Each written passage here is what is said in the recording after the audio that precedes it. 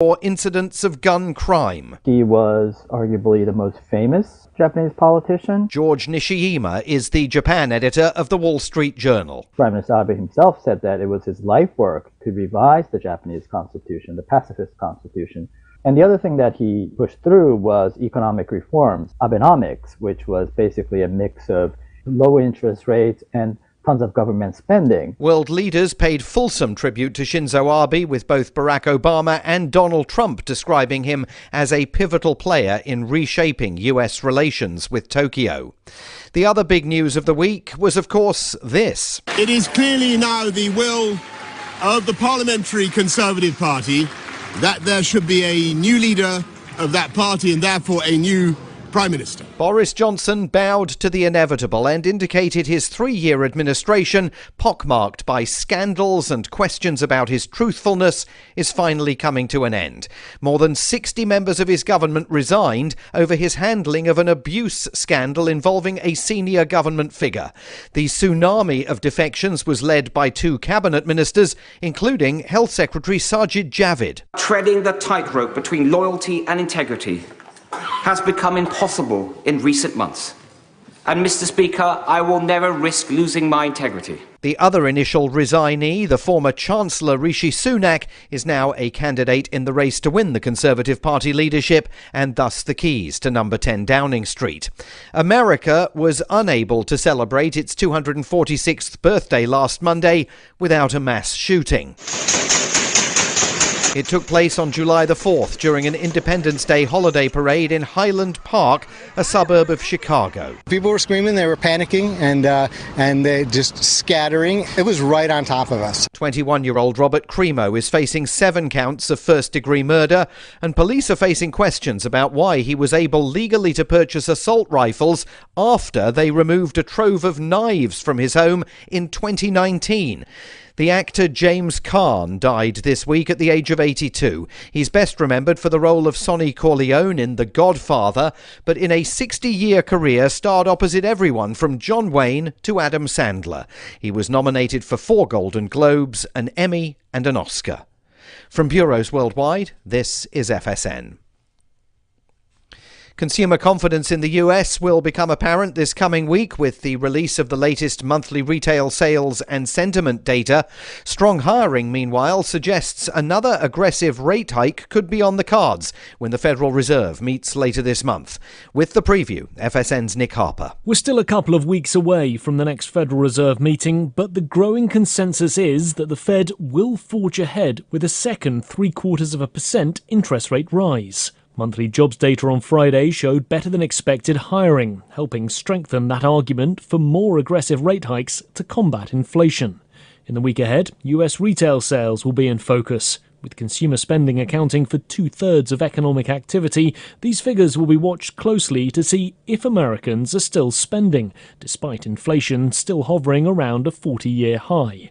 Adding to that picture of how confident Americans currently feel will be the consumer sentiment data, also out on Friday.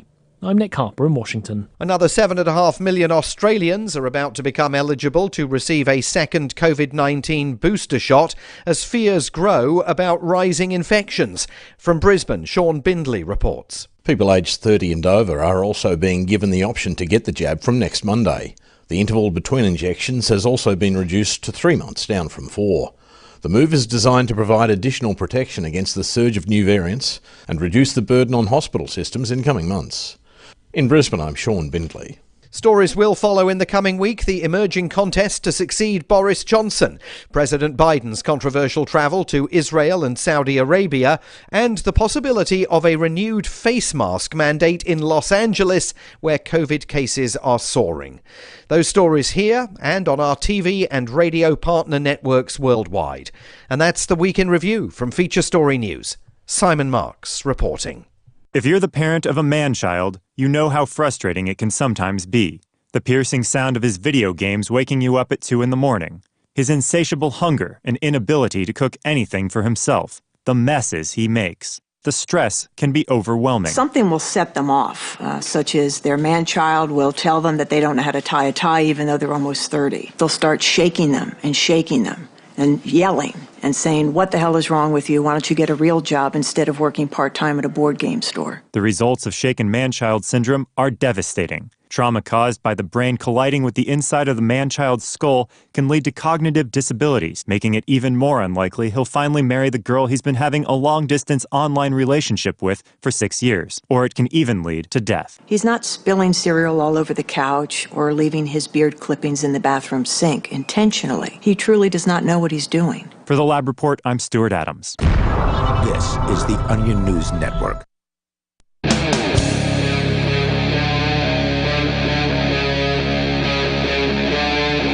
Free Talk Live.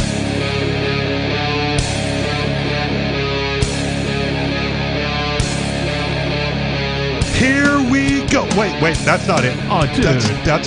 It's been so long. What's my line? I am appointed. What's my line? I am combobulated. Oh, no. Oh, I remember. All right. And we're back. Yeah, there we go. Wow. So the older you get, the more your memory goes? Is that? It's just been so long. Is that the lesson? I know you guys tried to hold down the fort. I listened to a couple episodes of. We tried to get Mark to say it, but he didn't. Yeah. He wasn't very effective. No. We did at one point though. Ladies and gentlemen, if Mark is on the show, ladies and gentlemen, he's not going to say the line, ladies and gentlemen. Yeah. We did eventually have we tried like every segment, the three of us that were here 2 weeks ago, 3-4 weeks, whatever it was. It's been a while. It's been a while. To have like every time we'd come back from the commercial or whatever, we'd do some version of "And We're Back." There was one in Harmony that I remember hearing. It's the very last segment of that particular show that I'm thinking of where we all nailed it and we sort of like self-congratulated ourselves for like, yeah, we finally like all show long we weren't quite on, but that very last one we finally nailed it and we were like, yes, we feel complete now. So it is Free Talk Live. If you're wondering what the heck you're listening to, it is your new favorite freedom-oriented radio program. You can find out everything about us over at freetalklive.com. The telephone number, if you'd like to participate tonight, is 603-283-6160. Again, 603-283-6160. In the studio tonight, it's myself, the Lord Reverend Dr. Captain Kickass. And Richie Rich. And the start date is 07102022.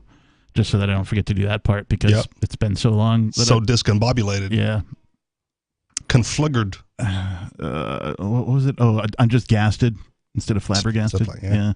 I'm. What was the first thing I said? I don't remember. Appointed. Oh, okay. I'm not disappointed. I'm just appointed. Yeah. I didn't get that one because that actually has another meaning. Like, who appointed you? Right. Yes. Like, you've been selected. No, not that kind of appointed. Just what's the opposite of disappointed? I don't know. Appointed. This has to be, right? You take off the qualifier and whatever the root word is. Changes the whole meaning. Must be the, I don't know. So are you unappointed? I'm not an English major, so this is not English 101. This is Free Talk Live. And we're going to be doing the whole show in English, though, so just bear in mind. Yeah. There will be generous amounts of slanguage. Okay. That's a portmanteau that I like to use. It's the combination of slang and language. It's known as slangwage.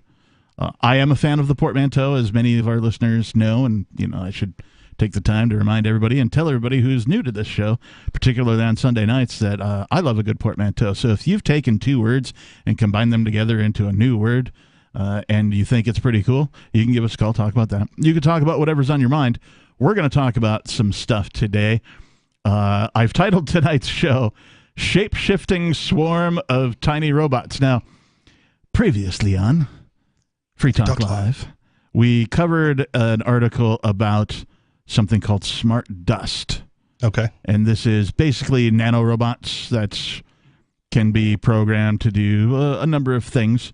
I'm trying to think of the right word here. The industry with which they sort of position themselves for the use cases, the medical industry. They want to be able to send nanobots into like your bloodstream and program them to do things, or the evil villain industry, clear out your arteries and that kind of a thing.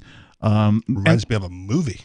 They can also be used to do things like sanitize or scrub or even like sand a thing like a surface, so they could be used like in construction technology, that kind of thing. But yes, you are absolutely correct. This tool put into the hands of an evildoer has many sinister capabilities. We're watching you, Bill Gates, Elon Musk, Jeff Bezos. If they start investing in this, beware. Yeah.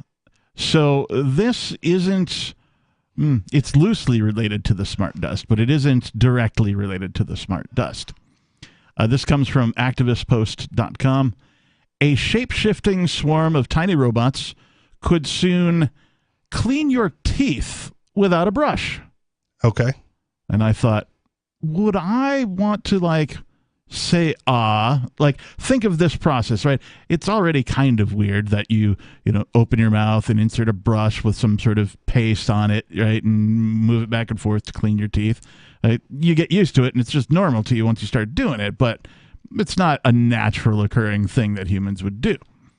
So would I want to open my mouth and allow a shape-shifting swarm of tiny robots to just sort of motor around in there for a while? No. So this kind of reminds me of when COVID was more of a thing than it is now. Yeah. Because people, and people had to go get, like, when I traveled, I had to go get the nasal swab to get on the plane. And I wasn't going to fight it. Like, I don't care. Yeah. Call me a hypocrite. I don't care. I did it. But I had, liberty-friendly community members go like, well, don't put the swab in your nose. I go, well, why not? Or if you do it yourself and just, like, do it on the edge. Yeah. I'm like, well, why? He's like, because you don't know what's on that swab that's going to, like, motor into your brain through the nasal cavity. Right. Okay, fair point. Right, like, I don't know what's on the swab, whatever. Okay, point taken. I might not be down that rabbit hole too much. But, I mean, just from, like, a health perspective, you don't know, like, did they swab something else before they're swabbing your nose? No. Do you watch them take it out of the package and unseal it, that kind of a thing? But where was it packaged, and what did they put on it before they put the seal to send it to the pharmacy? Sure. Kind of thing, right? Like, this is the insidious nature of it. So nanoparticles, like, you think it's going to stay, like, in the teeth area? It's going to travel, man. One would think. I am genuinely curious what the body reaction is to these, because sometimes I don't even get all the toothpaste out when I spit after brushing my teeth. Think I'm going to get out all the nanobots? Sometimes man invents a thing, and you don't know how the body's going to react to it. Okay. Things like the first artificial hearts, right? Even like when they were just for like people who were waiting for an actual transplant, right? They needed a way to keep them alive, so they had this outboard gear that sort of sat next to you and kept your heart pumping until your new real heart transplant, did arrive. So when they created the ones that were implantable, the completely artificial hearts, they had problems with people's bodies just sort of being like, what is this foreign object in here? It starts to reject it. Right, yeah. So I'm curious genuinely what the body's reaction is to a mouthful of shape-shifting nanobots. So I am visually impaired. Like, I need to wear glasses or contact lenses most of the time. And, at some point the idea of, like, LASIK comes up. Yeah. Right. And I go, you know what? Like, taking the 2 to 3 minutes in the morning to put in my contact lenses is not that big of an inconvenience for me to risk the minuscule potential of LASIK going wrong and permanently blinding me. Right. Or like, I'm not old enough to want to live with, temporary or permanent blindness for any period of time when I can just, take 2 minutes in the morning and pop in some lenses. Right. Right. Like, brushing my teeth in the morning or at night or however often you want is not that big of an inconvenience for me, where I'm going to put nanoparticle dusts to let them do the work. I'm trying to remember, somebody recently, maybe in the last 2 years or so, told me that they had LASIK in one eye. Okay. And the reason that they did is because what you're saying, they're like, I just figured that if I only had done in the one eye, then if it worked, great. But if it screwed me up, I still got one eye. Okay. So are you going to do the second eye after that? Well, that's what I asked. He's like, nah, maybe. Yeah. I'm like, okay. Risk it again. But that would be, in my mind, like a safer approach if you're concerned about the minuscule risk. I've even seen like the do-it-yourself at home laser LASIK kits from on the internet when that was a thing, like $500 and like shine the laser into your own. I'm like, no, thank you. Now you can play the home game of laser eye surgery. Not a chance. Just give me the contacts. If I don't have those, I will suffer through a day of wearing glasses. I wonder if we could get our hands on like a couple of those and give them away as prizes, right? It's something we don't do here on Free Talk Live. Sure, ever. if you want to take the risk of, the lawsuit coming at you if they screw it up. Caller number 12 gets a free DIY LASIK surgery kit. The Free Talk Live doesn't have enough legal problems. But if you want to call and talk about stuff, the telephone number is 603-283-6160. Let me repeat, there is no giveaway. 603-283-6160. Coming up, we're going to talk more about what this shape-shifting robotic micro swarm of nanobots could be used for and how it's going to clean your teeth. More Free Talk Live is coming up. Do you feel like your nation, state, or community no longer holds your values? Have you dreamt of a place where people agree that liberty is important and are free to pursue their projects so long as they respect the property of others? There are many people just like you that are discovering freeprivatecities.com. Their social media links are at the upper right of the page at freeprivatecities.com. All skill levels will be needed when the first of the Free Private Cities opens. It's sooner than you think.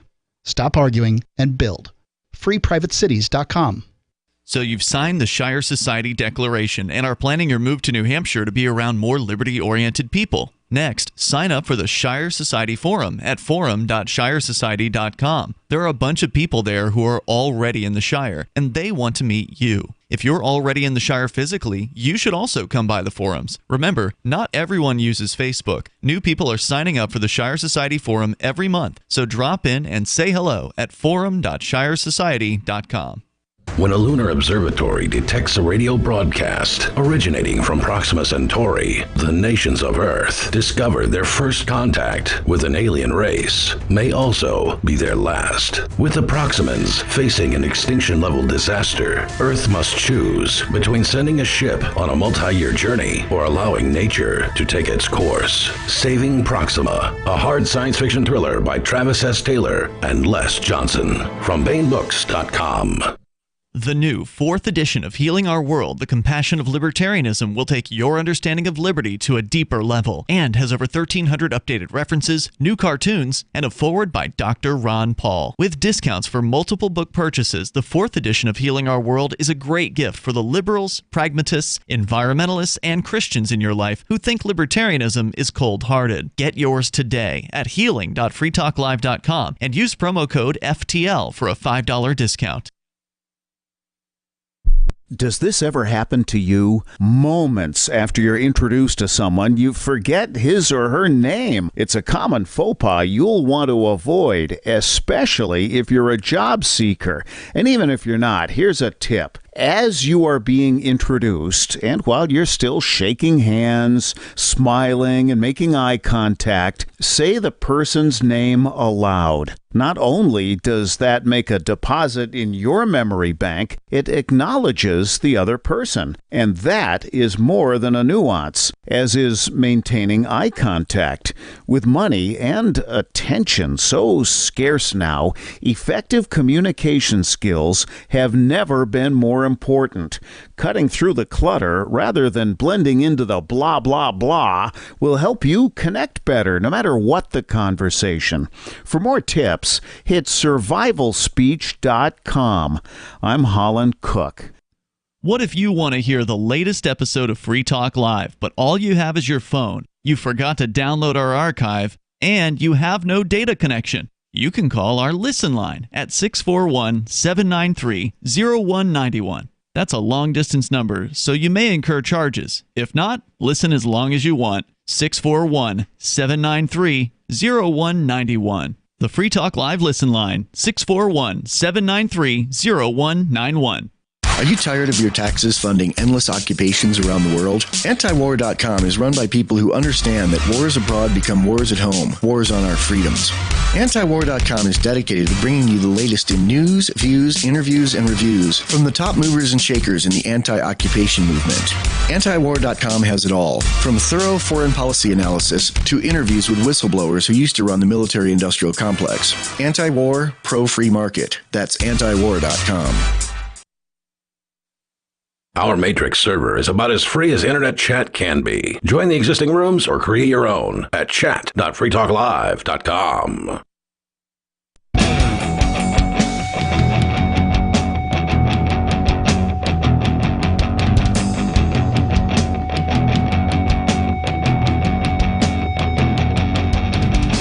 And we're back. And we are back, aren't we? We are. It's nice to be back. It is. I've been back before, and I'll be back again, but I'm here now. And so are you. Yes. And so are our listeners. What are they listening to, Richie Rich? Free Talk Live. That's right, Free Talk Live. We're as near as I can tell, the only show that does what we do. We come at things from the perspective of freedom, liberty, peace, prosperity. But we're also a live call-in radio talk program. We don't only want listeners. We want callers. Yeah, 603-283-6160. Again, 603-283-6160 if you'd like to participate. Participate in the show, then tell your friends you were on the radio. Yeah.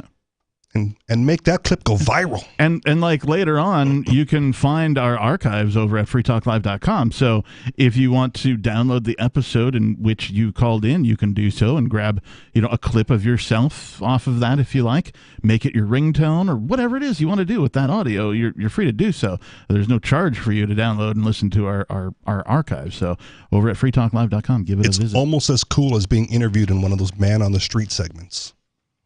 Almost. I do want to tell you all that Bitcoin.com is the best source for learning about cryptocurrency, which we talk a lot about here on Free Talk Live. We're not particular or specifically a cryptocurrency show. It's just that cryptocurrency gives us the ability to separate money from the state. And I think that is becoming ever more increasingly important as time goes on. As we talked about Sri Lanka and their hyperinflation last night. There's some other things going on. Inflation is a global phenomenon thanks to central banking, and basically you're losing your purchasing value for whatever currency you use. So isn't it time for you to move on from a currency that's controlled by governments and one that's not controlled by anybody? You can go to Bitcoin.com now, click on Get Started at the top of the page, and when you do that, you'll find all sorts of valuable information that's neatly organized to suit your needs. There's no longer any excuse for you to ignore this important and world-changing information. If you're already knowledgeable about crypto, you can check out news.bitcoin.com and get all the latest headlines of all the news that's relevant to you. Bitcoin.com is your source for everything crypto, like getting a wallet, mining, trading, and all the latest cryptocurrency news on a very slick and easy-to-use website. Please visit bitcoin.com. Can I chime in very briefly? I don't know. Can you? If you'll allow it, if it pleases you. Make it so. So, big fans of crypto, right? And early on, it was pitched to us as like the anti-state currency. Yes. Right? The state can't regulate this. This is for you liberty-minded, freedom-oriented anarchists, if you will, people out there. And I happened across a headline this week. I didn't bring it for show prep here. Covered it a little bit on the podcast. And the question posed in the article was, does cryptocurrency need a central bank, a lender of last resort? Okay. I would like to laugh it off, right? But I am deeply concerned where if that's the hive mind thought process that is going out there, right? That cryptocurrency could be skewing in a very negative direction towards more state intervention, and we need to have a very concerted effort to steer it back away from that to what its original intent was, and that is state-free money. Right. Probably the most important pillar, if you will, if there's pillars of cryptocurrency, the most important thing in my mind is the decentralization aspect of it. Until they try to centralize it by having a crypto lender of last resort. Right. Run by the state. In which case, it is no longer cryptocurrency. Now it's just digital currency. Okay. Digital currency, like...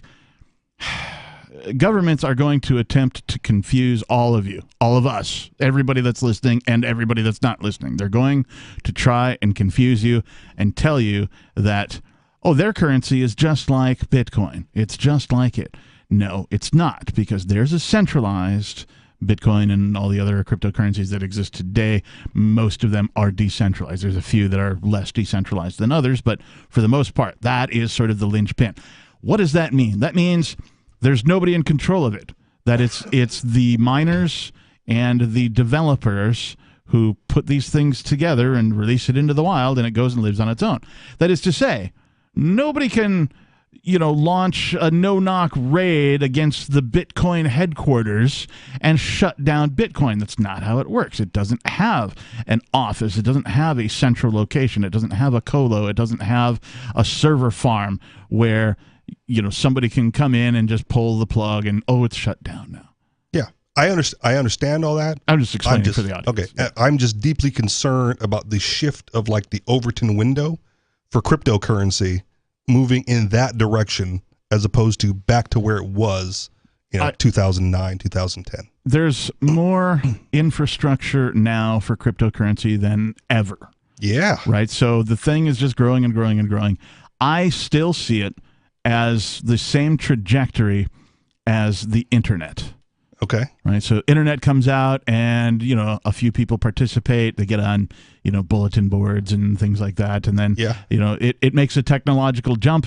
And all of a sudden you get websites, and then the next thing was the wars, right? The search engine wars, right? Okay. Before the big G, there was a whole bunch of search engines. There was Ask Jeeves and Dogpile, Dice, and, and they were all struggling to be the top dog, if you will, and be the best search engine that they could. Out of nowhere comes this site called Google. And it was all really simple, just sort of a blank page with a little box in the middle of it, whereas the rest of them were full-on websites with all sorts of information and stuff on how to search and what to, and the big G came out and it was just like a blank page with a box in the middle. And they won. They won the war. So I feel like that's where we're at right now. We're at the search engine wars, right? Cryptocurrency is struggling with making the user experience very nice, right? The user interface still kind of sucks. There's some wallets out there that are doing some great things. To some extent, exchanges have contributed to some of the advances in wallets, but in my opinion, you still don't want to keep your money on an exchange because not your keys, not your money. Okay, so if that's the trajectory you're on, again, just one more concern here. Yeah.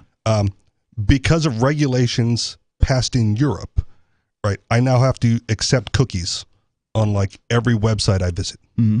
Right, like there's a big old pop-up that is a barrier between me and getting to the information I'm looking for, right, because of some European regulation. Right.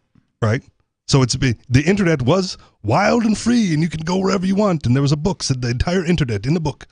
And now every website, because of the law, not in this country. Right now, there's a barrier between you and your information. Like not ads or pop-ups, just like because of the European DC, whatever it is, you have to click a box to accept cookies. Right, but that's if you're browsing. Now, I am of the opinion that while I use web browsers every day because I grew up, with them before them actually, and like when they came out, I started using them first, but. A large portion of today's population couldn't tell you what a web browser is because they use the apps on their phone. All right. So I'm just saying that web browsing, while it hasn't gone away, maybe never will, it's already sort of in the past. Fair enough. What I do envision, though, is something that I call the inversion. And we can talk more about the inversion here on Free Talk Live, 603-283-6160. More is coming up.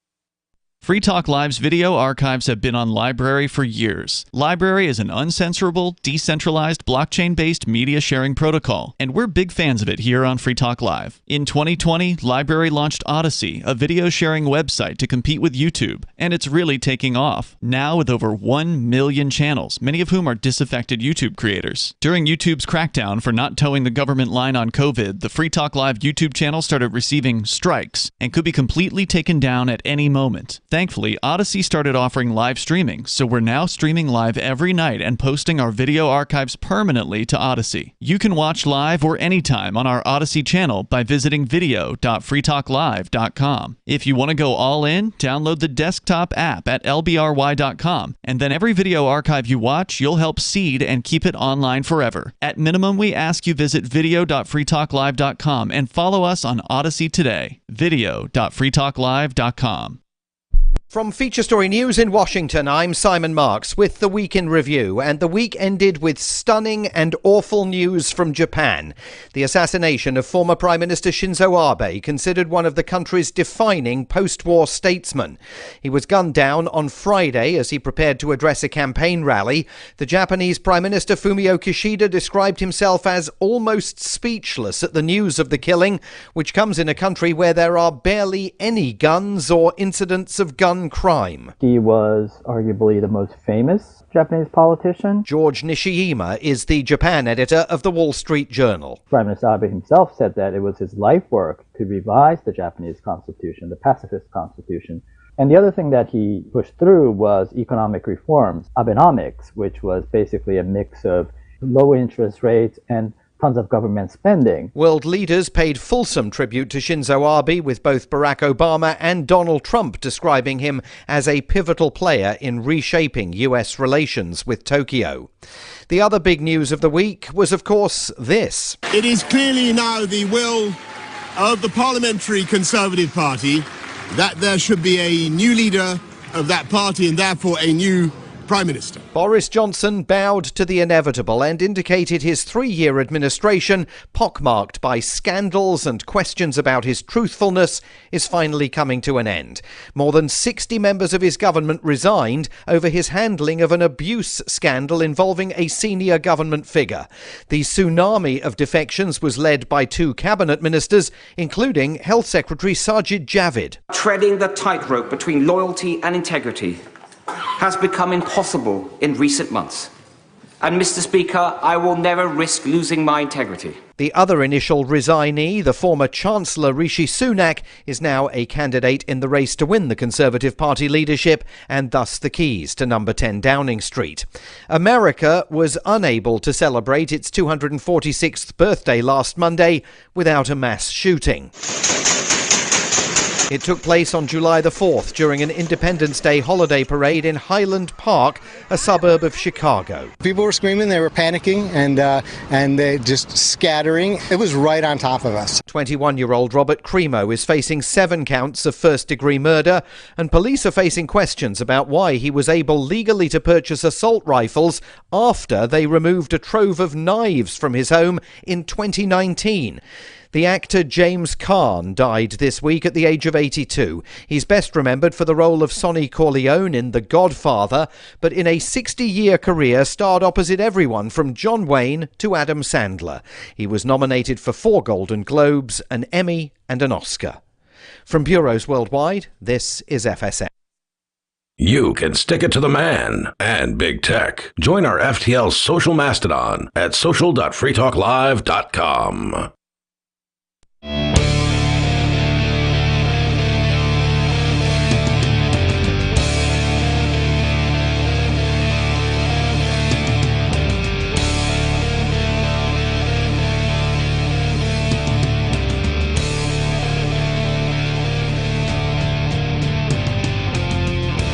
And we're back. That's right. It is Free Talk Live, the live radio call-in program where you can take control of the airwaves, bring up whatever's on your mind. The telephone number here in the studio, 603-283-6160. Again, 603-283-6160. In the studio, it's myself, the captain. And Richie Rich.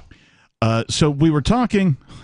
I don't even know how we got on the subject. Oh, we're talking about technology. We did a Bitcoin ad, yeah, and then I had some concerns about a different topic. And previously we were talking about shape-shifting, robotic microswarm of nanobots. And we'll talk more about that in a bit. But I had mentioned where I think we are with cryptocurrency now being similar to where we were in the 2000s, early 2000s with the search engine wars. And then I mentioned something called the inversion. What does this mean? Well, I give you an example. It happened... we become the internet. Well, no, it happened in the telephone industry. So it used to be, when the internet first came out, that the internet ran over the copper wire of the telephone network. Fiber optic and digital technology came along and said, no, we're going to replace all that with this fiber optic cable. We heard a lot about that in the 90s and 2000s. And so eventually it flipped, if you will. The inversion occurred where now all of your phone calls run over the internet. They all get converted into zeros and ones. Instead of being an analog signal running over copper wire, it gets converted into zeros and ones. Even at like everybody got a cell phone now, very few people have a landline. Landlines are like the only phones that even, and they only are analog up until they hit the box outside in the yard or in the neighborhood somewhere where it gets converted to digital. So it's a very short period of time where they run over copper wire. Everything else runs over the internet now. Part of that was a quality issue too. Well, and efficiency, right? Because fiber optic and digital technology is so much more efficient than analog technology. It just made sense from a business perspective to do all of this kind of stuff. That hasn't happened with cryptocurrency yet. What does a cryptocurrency inversion look like? Well, that's when all of the existing state-based currencies now run on the cryptocurrency networks. We haven't hit that yet. I don't know if I want that. Well, I don't. So what I'm saying is much like the internet sort of, I want to say they absorbed the entire classified ads industry. Right. Right. That's what cryptocurrency is going to do to state-based currency. Okay. It's going to continue to absorb it. You know, we're still in the early days where it's sort of, it's this thing and they're worried about it and they don't know what to do. And so they kick and they scream a little bit, which is why we see things like the headline that you mentioned. Yeah. Does cryptocurrency need a lender of last resort and a central bank? Right. So they're going to try and, take over it and co-opt it and make you believe all sorts of things that are unnecessary. So that's what the inversion, in my mind, will look like. It could be different. I don't know. But if it follows the trajectory that the search engine wars did, we have yet to see anything close to the inversion, and that tells me we're still in early days. Let the people who want to use fiat, and let us freedom lovers use crypto. Well, and like currently, like today, for example, I purchased my dinner at a local restaurant that happens to accept, regular dollars. They accept cryptocurrency. They also accept goldbacks. Now, I have some goldbacks in my possession that I purchased with cryptocurrency through an online site that lets you do that. And I bought them when cryptocurrency was high, like at the $60,000 range. And so it makes more sense for me to spend those now because I bought them when the crypto was high than it does for me to spend crypto now when it's so low. Yeah. So I have my choice of currencies. Right. And we live in the future, Richie Rich. We live in the future here in Keene, New Hampshire, because there are places that do this. But all I'm saying is coming soon, you will be able to just scroll through and be like, what would you like to pay with? I'd like to pay with USD. No, I'd like to pay with Bitcoin. No, I'd like to pay with GoldX. No, I'd like to pay with insert cryptocurrency here. Monero, that's a secure currency that I'm a real big fan of, all of these things. So we haven't hit that yet. So this is why I was called a bad activist, right? Because to me, those who pay in those currencies pay an activist tax, right? Because there's a concept known as Gresham's law, right? That bad money drives out good money. So if I have cryptocurrency, goldbacks, and dollars, it would behoove me to give away the dollars as the least value among them. Okay. And so I'm not one of those activists that spends cryptocurrency. Oh, it's totally your choice. Right. Yeah. And the couple of times that I did, I quickly replenished it with dollars. And the thing is like the infrastructure has evolved in such a way that you can still do that almost at your leisure. Right. So let's just say you did take USD that, you earn, right? You did a side gig, you earned some USD. You can convert that relatively easily into cryptocurrency. You could convert that relatively easily into goldbacks. You can convert either crypto or goldbacks relatively easily back into USD. That's what I'm saying. The technology, the infrastructure that exists now allow you to actually make that choice with very little effect on your actual budget. You can spend your preferred currency at whatever place you wish to spend it at or not. And that's what I like about it. Like more choice is always a better thing. Right, but and until those restaurants go like, we prefer goldbacks or crypto and we're no longer taking USD, right, I will continue to follow Gresham's law and spend the least value among them. Yep, agreed. We'll talk more about this, I'm sure, but let's go to Jerome, who's calling from South Carolina. Jerome, you're on Free Talk Live. Yeah, I just wanted to say how disappointed I am that President Biden's going to Saudi Arabia to grovel for oil because of our American interests. What they said, it's like an 80-year relationship with that country.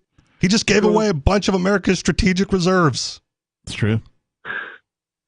Hey, is that the guy that said that Dr. Fauci was a mass murderer? I might agree with that, but I don't know if I've ever said that on air. I think you're thinking of Peakless Mountaineer. Okay. Oh, him? Oh, okay. Yeah, he's not on tonight, but no, that's all right. Because his beard is almost he's as on, nice. I don't want Ties it him up. talking to me. Because if that guy's on, I don't want that guy talking to me. But I just want Well, to guess say who's going to get cut off first? Well, hey, wait. If Hey. you want to cut me off, go ahead, Dan. No, I'm in control, not him. So I'm not cutting you off, at least not yet. I do want to ask Jerome. I thought you were an ardent Biden supporter. Yeah, I am. I'm disappointed that he's doing. When I heard about this trip, I said, "Oh hell, I wish he would cancel this." But I know how American greed and people crying about the price of oil, and I understand that. But this is a bad deal. But it's an 80-year relationship, so I don't know how the hell you handle something like that. Let me ask you this, Jerome. Because he stopped the pipelines and is giving away the reserve. I want to ask Jerome a question. Jerome, has Joe Biden done anything positive since he's become president? Of course he has. Name one thing. Oh, did you hear about the jobs report? Did you hear about that? More jobs created. So I know what you're about to say. I know what you're about to say, but here's the deal. You can't tell everybody they can't go to work, and then when you let them go back to work, you can't count those as new jobs and take credit for it and be like, look at all the jobs I created. Presidents do not create jobs. Markets create jobs. If the Republicans hadn't let this damn pandemic just run out of amok and out of control, maybe he wouldn't have to do that. Okay? And then guess what? You know what? He didn't have to do it. All of the things that were done have been proven already to be not effective. Yep. Lockdowns were not effective. Masking were not effective. Mandates were not effective. Travel restrictions, not effective. One-way aisles at the grocery store. Not effective. Plexiglass, not effective.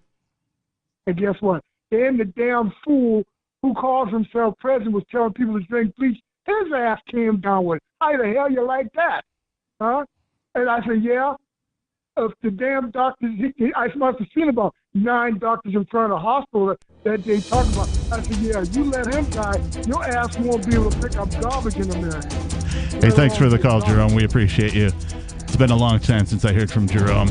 As much as I disagree with his viewpoints, I enjoy him as a caller. 603-283-6160. Again, 603-283-6160. More Free Talk Live, more of your calls is coming up.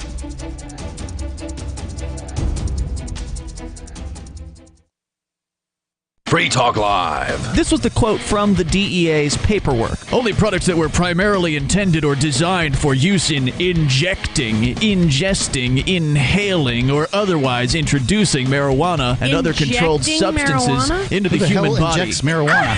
Yeah, exactly.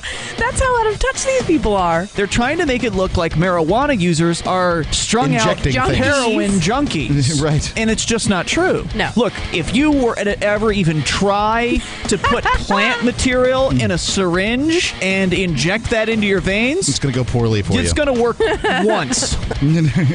You're going to get high one last time if you even make it to that point. Yeah. That's not a good idea. Never in the history of marijuana consumption has anyone ever injected it into their veins. Yeah. Kids, don't try that at home. Free Talk Live, 7 nights a week from 7 to 10 Eastern, live on the Liberty Radio Network at LRN.FM.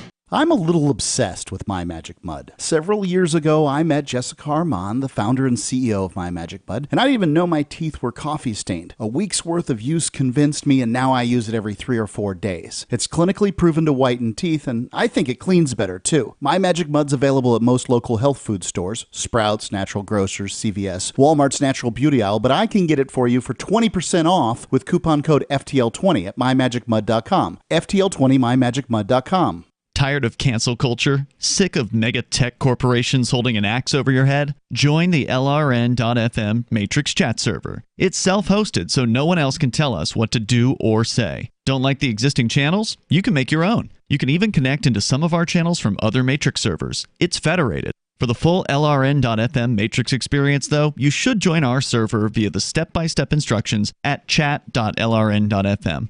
chat.lrn.fm.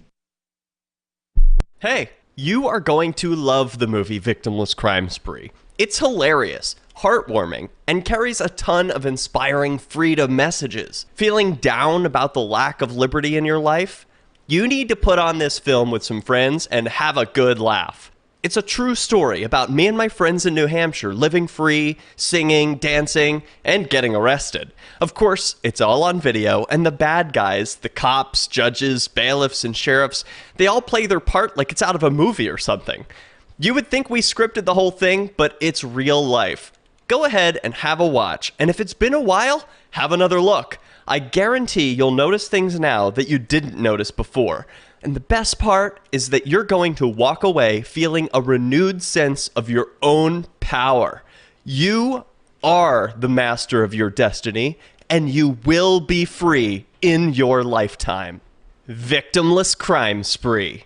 If you want to know the latest about Free Talk Live before we go on the air, all you need to decide is how you want it delivered. It's your choice. Visit news.freetalklive.com to receive our usually weekly news updates by email. Plus, we have a Twitter account at twitter.freetalklive.com, and you can follow us on the decentralized Mastodon platform at toot.freetalklive.com. So please follow us at toot.freetalklive.com and sign up for our emails at news.freetalklive.com.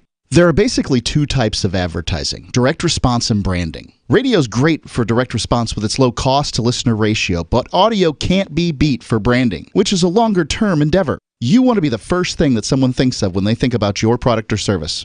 If you have a local business that you want kept top of mind in your community, call the station. If you need national reach, Free Talk Live's got around 200 radio stations, millions of monthly listening sessions, can suit all budgets, and if we don't think we're right for you, we'll tell you. Email me, mark@freetalklive.com. Don't miss a moment of Free Talk Live. Get our archives daily via our podcast at feeds.freetalklive.com.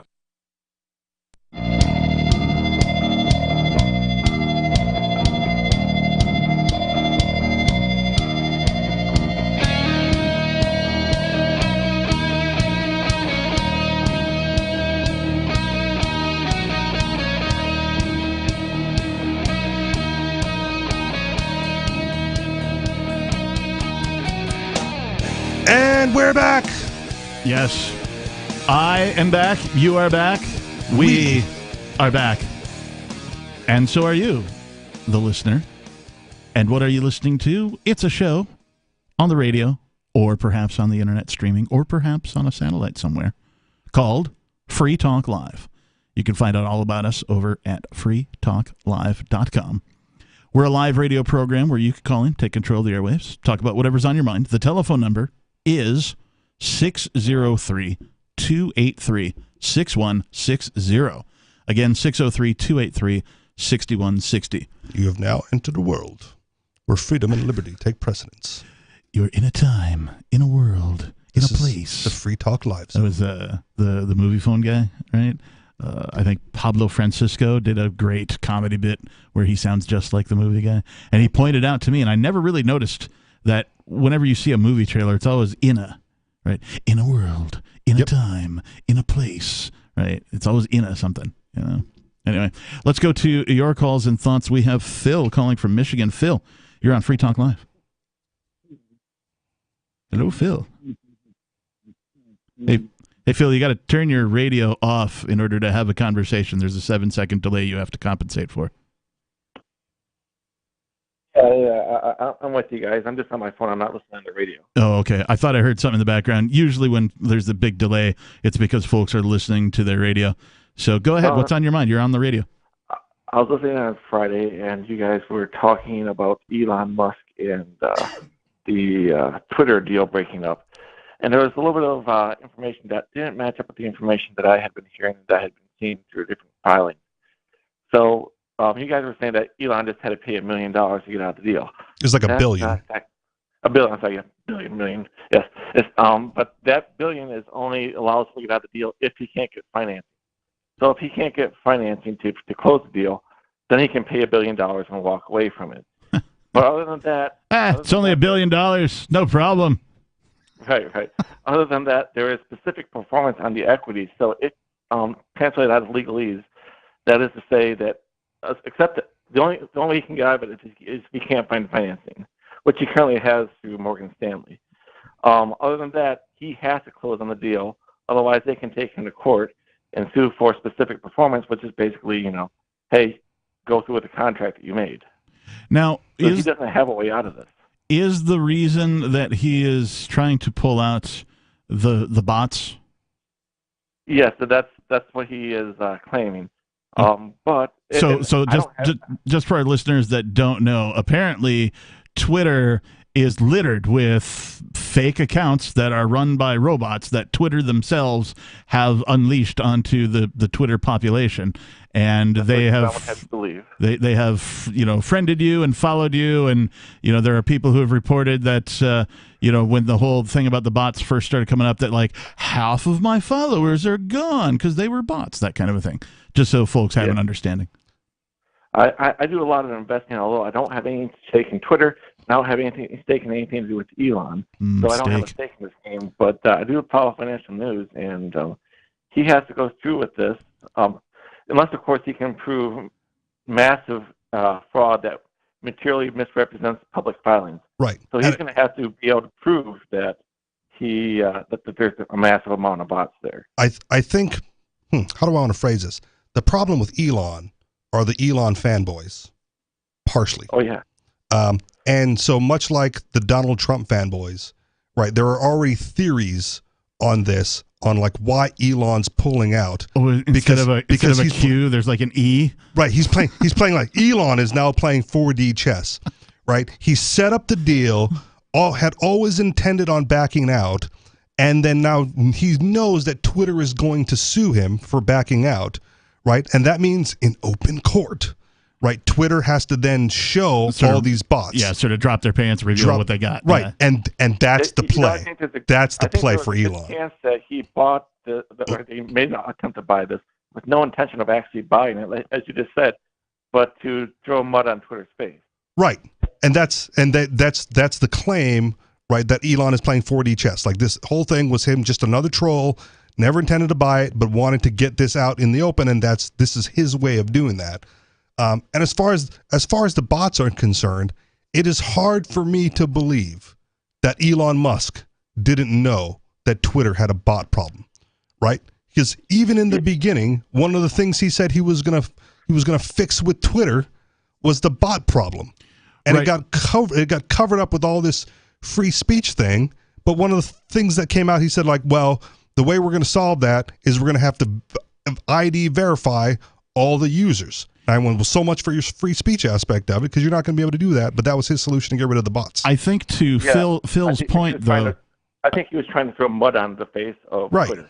Well, I think to Phil's point, though, is did Twitter disclose whether or not they had this massive network of bots in the filing or whatever it is that they had to put together in order for the purchase to go through? And if they did not, even though, as you say, Elon may have suspected they were there, right? There's no way for him to prove that they were there. Right. And so perhaps now, there will be some evidence that they've been there, that Twitter did not disclose. So let me relate this again to something you might be more comfortable with, Captain. Hang on. Let Phil chime in for a second. Go ahead, Phil. He hopefully, for Elon's sake, he doesn't end up with holding a bag for $44 billion for a pile of turds that he really doesn't want. Yeah. So one of the things that happened early on, right? You've purchased a house and you were looking to buy a house, and with the housing market the way it is now, right? There's a whole bunch of buyers like waiving inspections, right? No, we'll take it. We got the cash today. We'll take it. And then after they make the purchase, they went, "Oh man, there's a lot more work than we thought."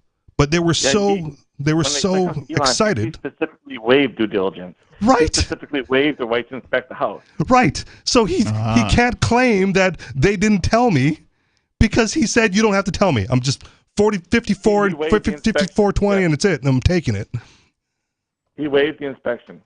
Right. Interesting. So he's got to follow through, or it's the 4D chess thing, which he never intended to do. Wants to throw mud on Twitter, and this is the way to get that bot thing out in the public. The other thing to consider, though, is, let's just say he did completely intend to buy the thing no matter what, and he is doing something that in a marketing perspective, or from a marketing perspective, is pretty smart, which is continuing to build the brand. Everybody is talking about Elon Musk and Twitter still. How long has this thing been going on? From the first time the rumors surfaced? Months, right? Almost all year. Yeah. Right? He's been keeping the Twitter brand name and the Elon Musk brand name in the press for zero cost to him. Right. And he'll do that for himself, but with Twitter, maybe he's going to come back and say, you know what, guys, let's set this all aside. I'll still buy it, but only for $50 a share. Or less, because if he pulls out, the likelihood is the stock price will tank. Right, and then he'll come back and say, "Well, see, without me, you guys are only worth $30 a share," and he'll give them trying to get a lower price out of this. It's entirely possible. Hey, Phil, thanks for the call. We appreciate it. He's a very effective troll. Yeah, I refer to him now as Milan. Okay, because he loves his name in the press. He does this thing with the numbers that everybody liked, the 420, the 69, whatever. Yeah, 5420. 5420. Yeah.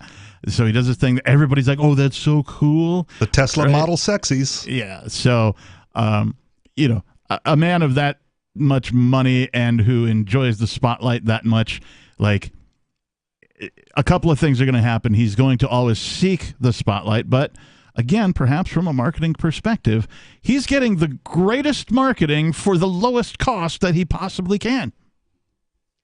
And you have to be a believer that all press is good press. Yeah. Okay. Yeah. I mean, there's no such thing as bad publicity when it comes to marketing a brand. There is such a thing as bad publicity when the people take action against something they perceive as a negative. But if you're, but that's the thing. There's a band in Seattle, used to be probably decades ago now. They were called Quickie, right? And their whole shtick was that they wouldn't really go and play an actual gig inside of a venue. They would pack their gear up into a van and set the drum kit up so the drummer could play it inside the van, and they'd have a couple of amplifiers inside the van, and they'd have wireless things attached to their guitars and a wireless microphone, and they would just pull up to where there's a line waiting for the big concert that's going on in town. They would just pull up into a no parking area, jump out of the van, play a few songs real quick, and then jump back into the van and bail before the cops could come and give them a ticket for parking. I guess the difference with Elon is sometimes he does things and it negatively affects the stock price of his other brands. 603-283-6160. Hour number 2 of Free Talk Live is coming up.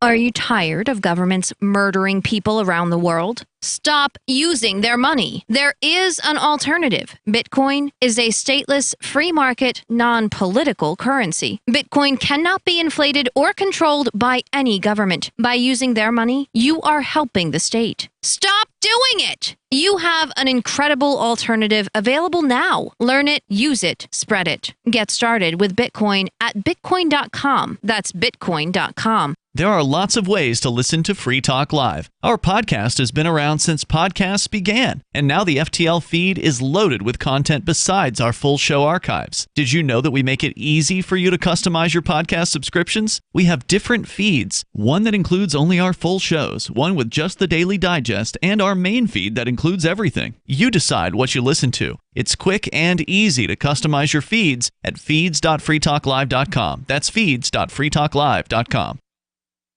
Looking for a great real estate investment? Consider New Hampshire, which is ground zero for the Liberty Movement. Your first call should be to Mark Worden from Porcupine Real Estate. He's more than just a real estate agent. He's your New Hampshire concierge. Where are the best places to live? Do you want farm, city, the burbs, or forest? Do you want a duplex or multifamily building so that renters pay your mortgage? There are homes in all price ranges in New Hampshire, and Mark can help with financing too. Invest in Liberty and property. Mark Worden can help. PorcupineRealEstate.com. What if you want to hear the latest episode of Free Talk Live, but all you have is your phone, you forgot to download our archive, and you have no data connection? You can call our Listen line at 641-793-0191. That's a long-distance number, so you may incur charges. If not, listen as long as you want. 641-793-0191. The Free Talk Live Listen line, 641-793-0191. You're listening to the live edition of Free Talk Live. Hour number 2 is next after the news here on the Liberty Radio Network at LRN.FM. From Feature Story News in Washington, I'm Jagruti Dave. US Secretary of State Anthony Blinken has urged Sri Lanka's parliament to act fast to bring stability back to the country. He was speaking at a press conference in Bangkok after meeting his Thai counterpart. The US's top diplomat told reporters it was important for the Sri Lankan parliament to bring back the prospect of long-term economic stability and address the Sri Lankan people's discontent. His comments came after protesters who've occupied the Prime Minister's and President's residences in the capital Colombo say they won't leave until both men resign.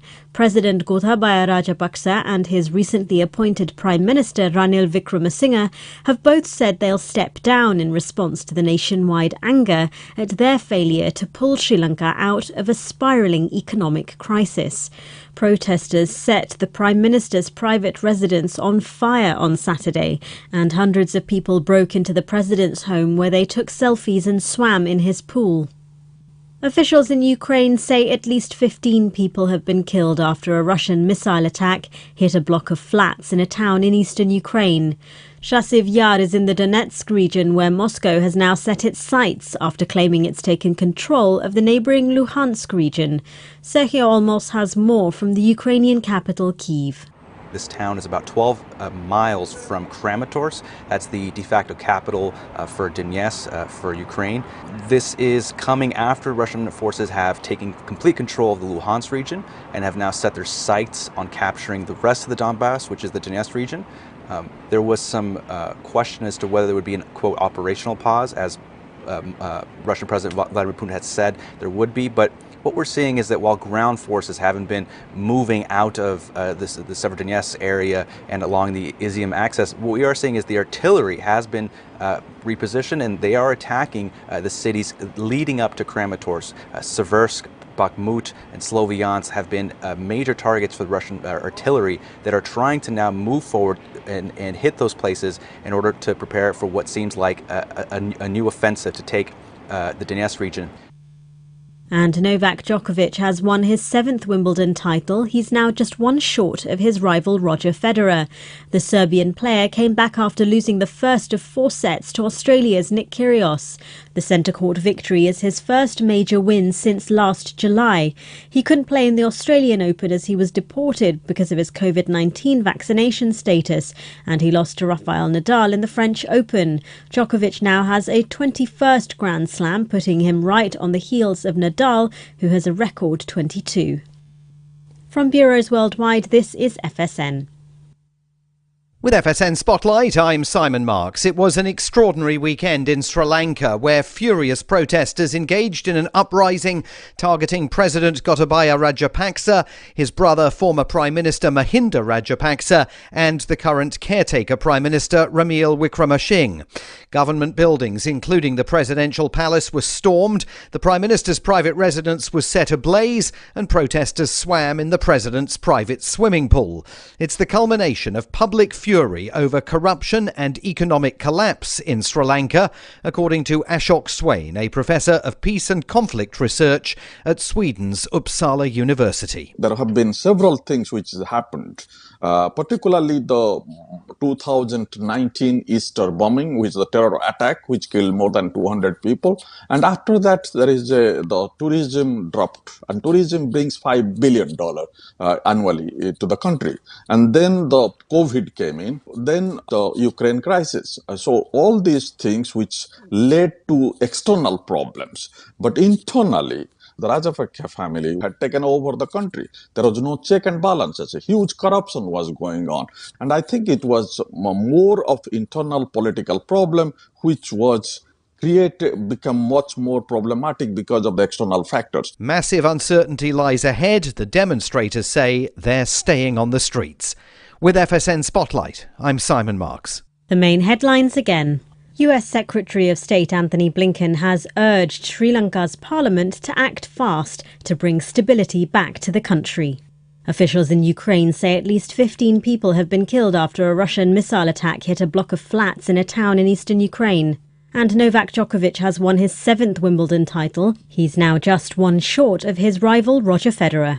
And that is the latest from Feature Story News. I'm Jagruti Dave in Washington.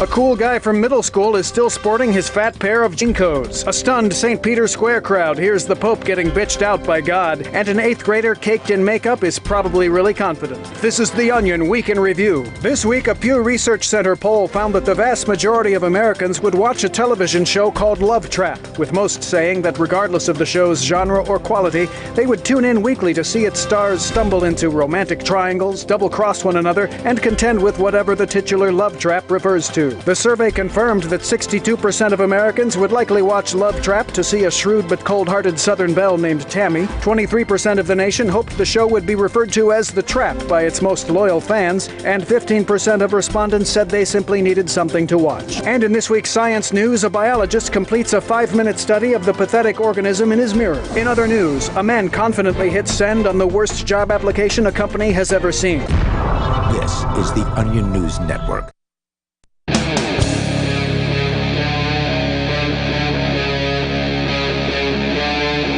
Free Talk Live.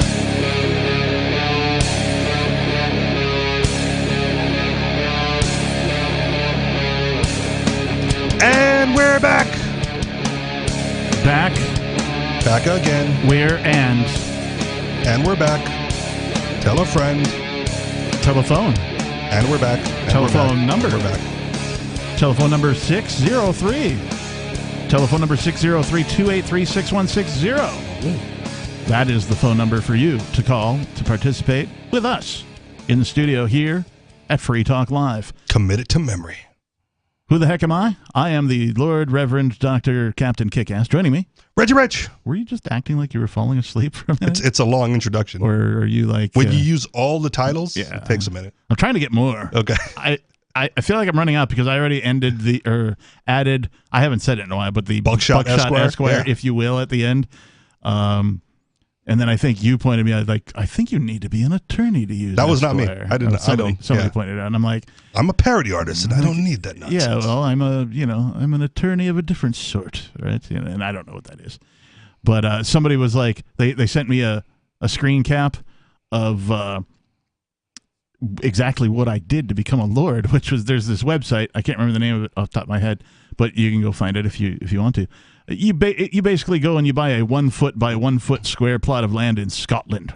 Well, that has to be a lord, not a lawyer. Right, that's what I mean. Okay. Lord, yeah, that's how I got Lord Reverend Dr. Captain Kickass, right? I literally went online and it said first name, I said Captain, and last name Kickass, and I bought a 1 foot by 1 foot plot of land. They sent me an email, and then I paid the, like, whatever it was, $10 for them to send me the actual certificate that says Captain Kickass is hereby a lord, and I'm like, sweet, I'm going to add that to my name. And if you want to do that too, wait for like Black Friday and Christmas time, because there are sales. It's true. Plots of land. Father's Day too. Yeah, they have the sales for that.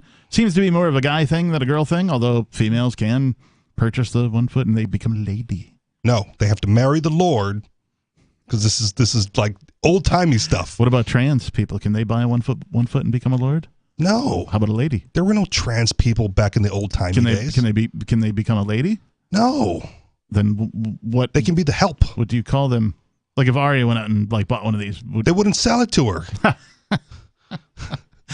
This is old timey days. Hadn't thought of that.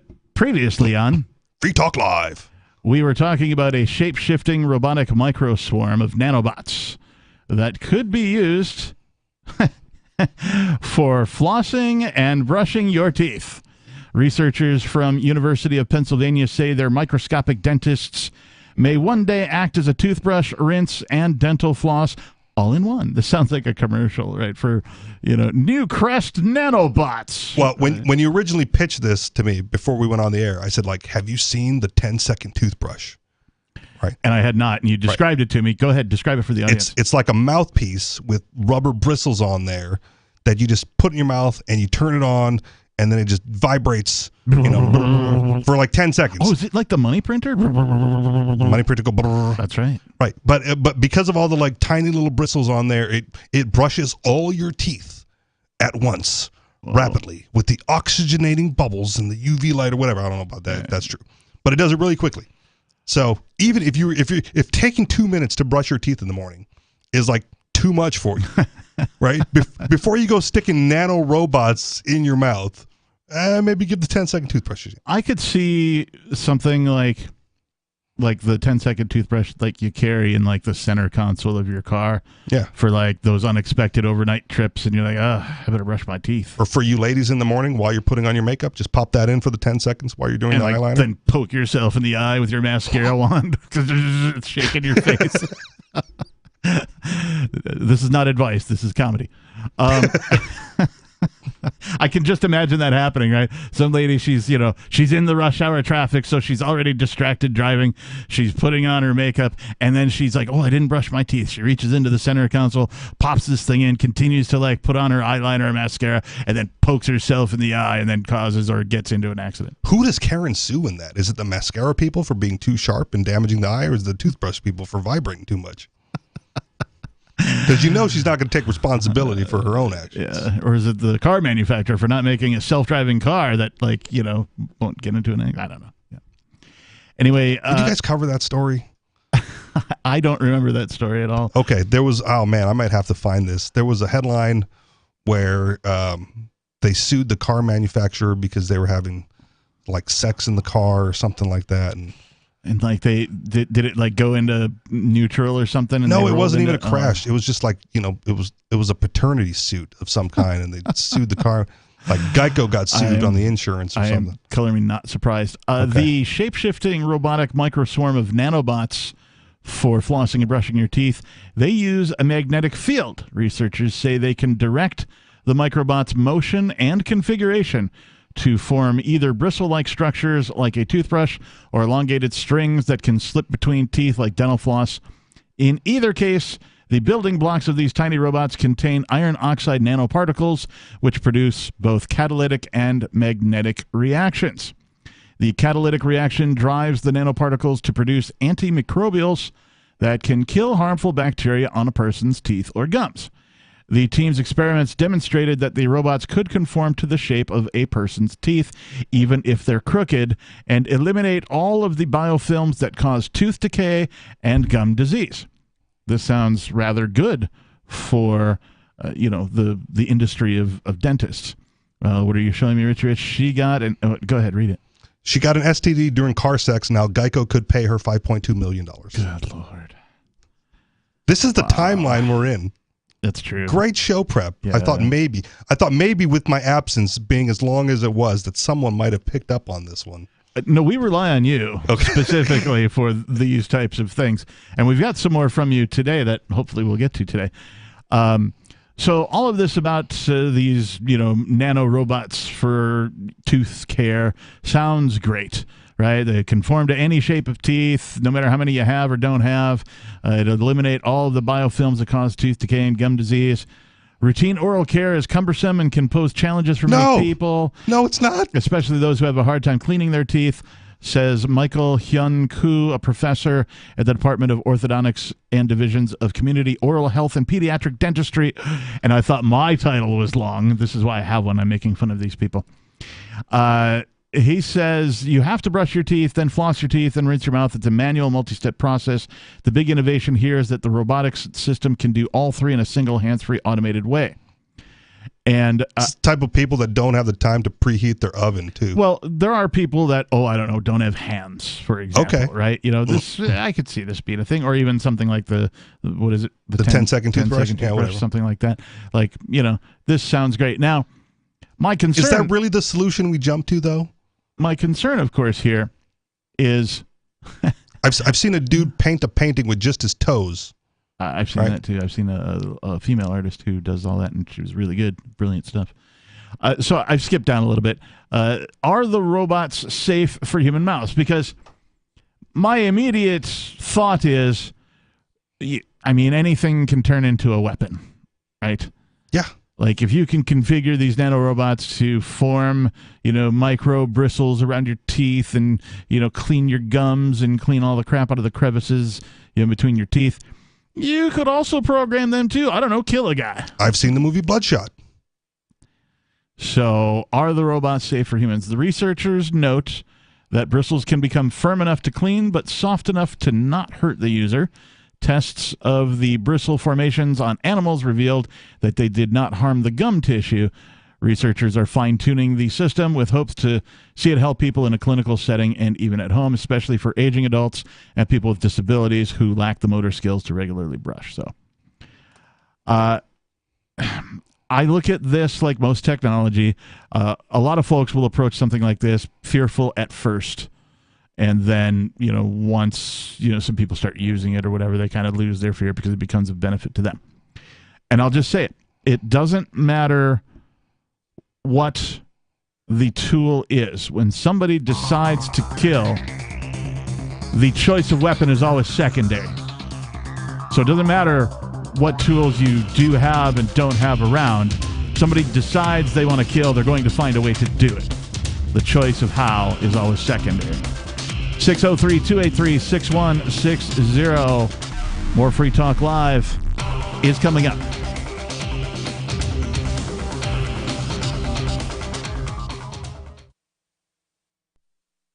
Do you feel like your nation, state, or community no longer holds your values? Have you dreamt of a place where people agree that liberty is important and are free to pursue their projects so long as they respect the property of others? There are many people just like you that are discovering freeprivatecities.com. Their social media links are at the upper right of the page at freeprivatecities.com. All skill levels will be needed when the first of the Free Private Cities opens. It's sooner than you think. Stop arguing and build. freeprivatecities.com. So you've signed the Shire Society Declaration and are planning your move to New Hampshire to be around more liberty-oriented people. Next, sign up for the Shire Society Forum at forum.shiresociety.com. There are a bunch of people there who are already in the Shire, and they want to meet you. If you're already in the Shire physically, you should also come by the forums. Remember, not everyone uses Facebook. New people are signing up for the Shire Society Forum every month, so drop in and say hello at forum.shiresociety.com. Brute force, intransigent defiance, adamantine will. These are the hallmarks of the AI tank. These gigantic machines have the firepower of an army, but they also have their own sense of honor and duty. When the world breakers arrive, battle will be joined, planets will shake, and war and peace will never be the same again. World Breakers. Stories from David Weber, Larry Correia, and more. Available August 3rd from BaneBooks.com.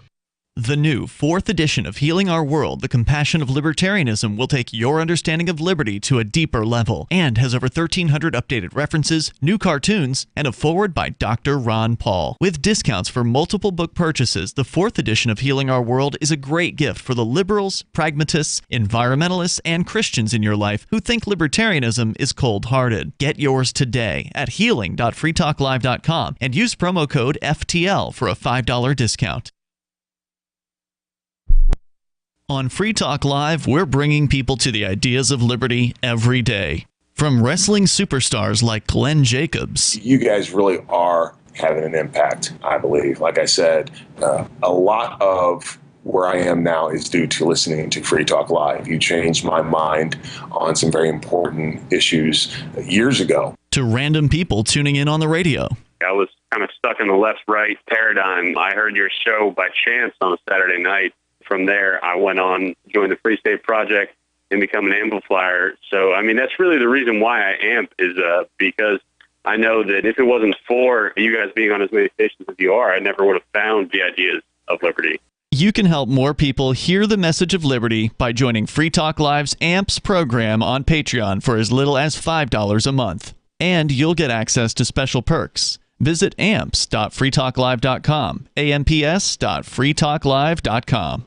Tired of cancel culture? Sick of mega tech corporations holding an axe over your head? Join the LRN.FM Matrix chat server. It's self-hosted, so no one else can tell us what to do or say. Don't like the existing channels? You can make your own. You can even connect into some of our channels from other Matrix servers. It's federated. For the full LRN.FM Matrix experience, though, you should join our server via the step-by-step instructions at chat.lrn.fm.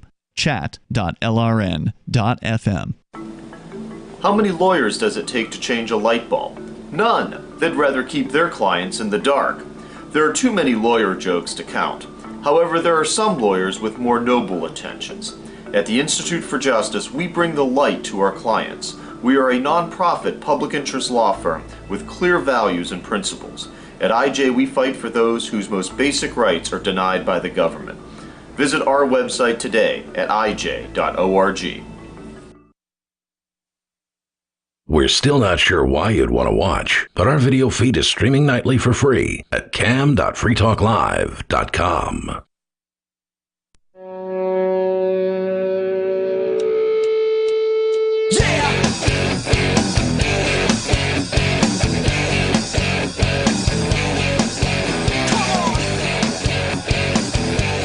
Come on. Come on. Come on. And we're back. Yes, we are back. It is Free Talk Live. We're on the air 7 nights a week from 7 p.m. until 10 p.m. Eastern Time. And you can call in, talk about whatever's on your mind. We've been talking about this robotic swarm of nanobots that, well, they say it would be good to, brush your teeth with, because it can get all the places that your toothbrush can't and your floss can't, and all this kind of thing. But could it be used for evil? Yes. Of course it could. Much like anything else. We discussed during the break that something like a hammer can be used to build a house, or it can be used to bash a skull in. And that's because during the break what I said is I take Ernie Hancock's line of thinking on this. Yeah. And he says, well, if they can, then they are. And the question is, can they? Right? Can they use these nanobots for nefarious purposes? Absolutely. Then they are. Absolutely. That's a portmanteau. There you go. That's absolutely and positively combined into one. Absolutely. Absolutely. Positively is the opposite. Yes, correct. Do you really want liberty in our lifetime? Maybe. Later this year, Mark Edge is speaking at Free Cities Foundation's annual conference, Liberty in Our Lifetime. It's being held in the beautiful city of Prague from October 21st through the 23rd. And it showcases autonomous cities and intentional communities that are springing up all around the world, offering opportunities for settlers to live freer lives. The conference theme is Parallel Structures for Progress, and will explore physical developments and parallel structures emerging in education and finance that offer alternatives for people looking for better ways to learn, educate their children, and invest in their future.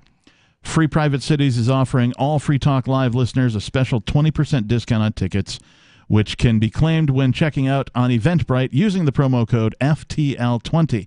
That's FTL20, as in Free Talk Live. To find out more about the conference, visit lifetimeliberty.com and follow the conference Twitter. Their handle is LibertyIOL, at LibertyIOL. Make sure you get your tickets soon to take advantage of the early bird discount. If you'd like to buy your ticket in Bitcoin, you can drop them a Twitter DM for instructions on how to do so. LifetimeLiberty.com. Remember, the code is FTL20. It's in Prague from October 21st through the 23rd. Go say hi to Mark.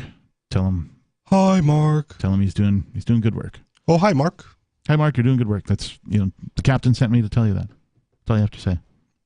Do you get an extra discount if you say the captain sent me? No, I don't think so. That should be a promo code. Tell him the captain sent you. That'd be funny. Use promo code captain sent me. There is a, well, we'll talk about that. Well, okay, because I'm thinking about there's a new Star Trek. It's the one with Pike. So it's the pre-Kirk version. So you've got Captain Pike. And so the latest episode has Pike and Kirk meet. Ooh. And so there's all this, and they specifically play it up. They're like, if Pike is talking, he's like, isn't that right, Captain? And then he'll be like, yes, Captain, that's correct. And so it's all this sort of captain to captain stuff. And hilarious in the writer's room. Like, it was on, and I'm like in my kitchen, I'm like, making some dinner, and I'm hearing all this captain. And I immediately think of the effing long or the effing short version. This has been done with what's the bowling movie with John Goodman and Big Lebowski. Big Lebowski. They make the short effing version where they take all of the F-bombs and edit everything else out except for them saying F through the, and it turns out to be like a 5-minute movie that you can completely recap just by watching that. And so I kind of had that experience with Captain. Anyway, I don't remember why I brought that up, but whatever. Let's go to David in New Mexico. just to avoid this. Yes, so I don't have to make a point. David, you're on Free Talk Live. Night of the Bazaar, Judge Jewell in domestic violence case, plus NM police boss in love affair with state lawmaker, and death calls Tiny Martinez. You know, you remind me of like a, what's the word I'm looking for? You know, these like television shows, these evangelists? No, like the tabloids, right? Like what's what this is? E something. E.T. Entertainment Tonight. Entertainment Tonight. Yeah, but like there's a newer one. Okay. With the lawyer, he's the host and he's the short guy, and I can't remember the name of the. I don't watch that kind of trash TV. I don't know what you're talking about. Okay, well, anyway, go ahead, David. Anyway, this citing my sources, so people can't accuse me of just pulling this out of my your end, yes. Defaming. Yeah, and so Joe. This comes from Joe Monahan's New Mexico.blogspot.com. Joe Monahan was a credible source, a longtime reporter with the Albuquerque Journal, I believe it was, and then he went off on his own and just started doing a blog. And this is a very shorter than I am winded, so I will just read it. A blizzard of bizarre political news fell over our enchanted land late last night as KRQE, and this is from back in 2006, KRQE TV in Albuquerque let off its 10 p.m. newscast with two stunners. First, the judge, Tommy Jewell, Big Bill, that's the governor, Bill Richardson at the time. Mm-hmm. Big Bill is picked to become the new cabinet secretary for the Children, Youth, and Families Department, CYFD, was involved in a 1999 domestic violence case that involved children. Imagine that. Tommy Jewell, the presiding judge of the Children's Court, married to Angela Jewell, the presiding judge in my family case where she trafficked my children. And it goes on. On Jewell, a domestic violence case involved second. That one doesn't matter. On Jewell, the station reported that he reached a settlement over a 1999 domestic violence charges that kept records of the case permanently sealed. Imagine that. The judge wow. The records of his domestic violence case involving children, Judge Tommy Jewell, permanently sealed. Which of us could accomplish that? Jewell, 51, was asked to comment, but he said he could not. Convenient. Because the records were sealed. That's right. It might violate the agreement. He is married to ABQ District Court Judge Angela Jewell. The couple has two children. However, because of the seal on the case, KRQ could not report whether it was the members of the Jewell family who were involved in the case or other individuals. And lastly, the Jewell story had Big Bill, the governor, office running for cover with a spokesman saying they had no idea of the Jewell case. Of course. It was sealed. Yeah. You got to run for governor and get these records unsealed when you win. Right, and it says here that the Judge Tommy Jewell never voluntarily told his boss, the governor, or his potential boss, the governor of this case, because I wonder why he didn't tell Big Bill. Because it was sealed. Because it's sealed. But they would ask the retired judge about the matter. Meanwhile, they are sticking with the Jewell appointment for now. And he never got it, by the way. So are you going to run for governor and attempt to unseal these, David Olson? I am governor. I have just now appointed myself, and I will unseal them. All right. So if people want to have you do governor things, how do they, ask you for these gubernatorial favors? Just look me up on the internet, David Olson 333, everywhere on the internet, including Gmail. Hey, thanks for the call, David. We appreciate it, and good luck with your future endeavors. This is Free Talk Live. The telephone number is 603-283-6160. If you'd like to join us, more Free Talk Live is on the way.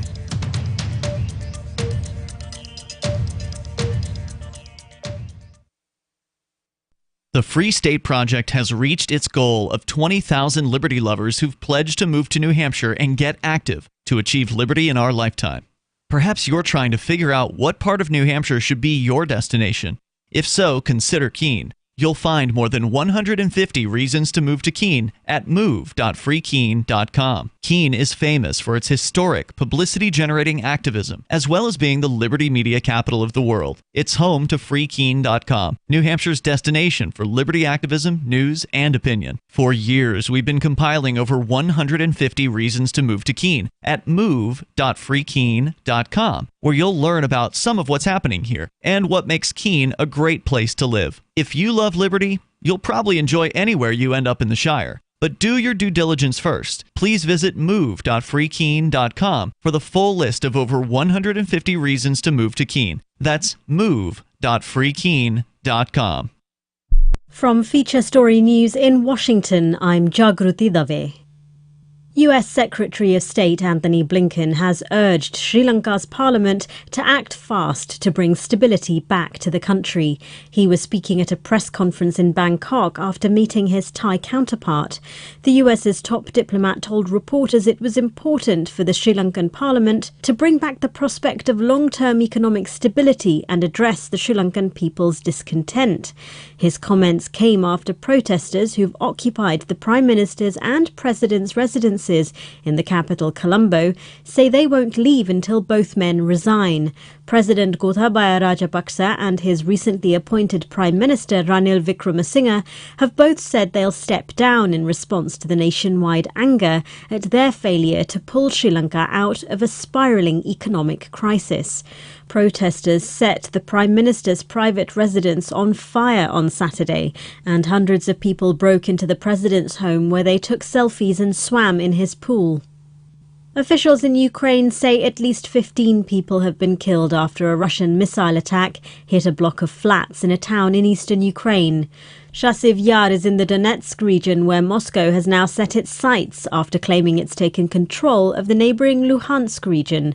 Sergio Olmos has more from the Ukrainian capital, Kyiv. This town is about 12 miles from Kramatorsk. That's the de facto capital for Donetsk, for Ukraine. This is coming after Russian forces have taken complete control of the Luhansk region and have now set their sights on capturing the rest of the Donbass, which is the Donetsk region. There was some question as to whether there would be an, quote, operational pause, as Russian President Vladimir Putin had said there would be, but what we're seeing is that while ground forces haven't been moving out of the Severodonetsk area and along the Izium axis, what we are seeing is the artillery has been repositioned and they are attacking the cities leading up to Kramatorsk. Seversk, Bakhmut, and Sloviansk have been major targets for the Russian artillery that are trying to now move forward and hit those places in order to prepare for what seems like a new offensive to take the Donetsk region. And Novak Djokovic has won his 7th Wimbledon title. He's now just one short of his rival Roger Federer. The Serbian player came back after losing the first of 4 sets to Australia's Nick Kyrgios. The centre court victory is his first major win since last July. He couldn't play in the Australian Open as he was deported because of his COVID-19 vaccination status, and he lost to Rafael Nadal in the French Open. Djokovic now has a 21st Grand Slam, putting him right on the heels of Nadal, who has a record 22. From bureaus worldwide, this is FSN. You can help spread the ideas of liberty with our Patreon for just $5 per month at amps.freetalklive.com.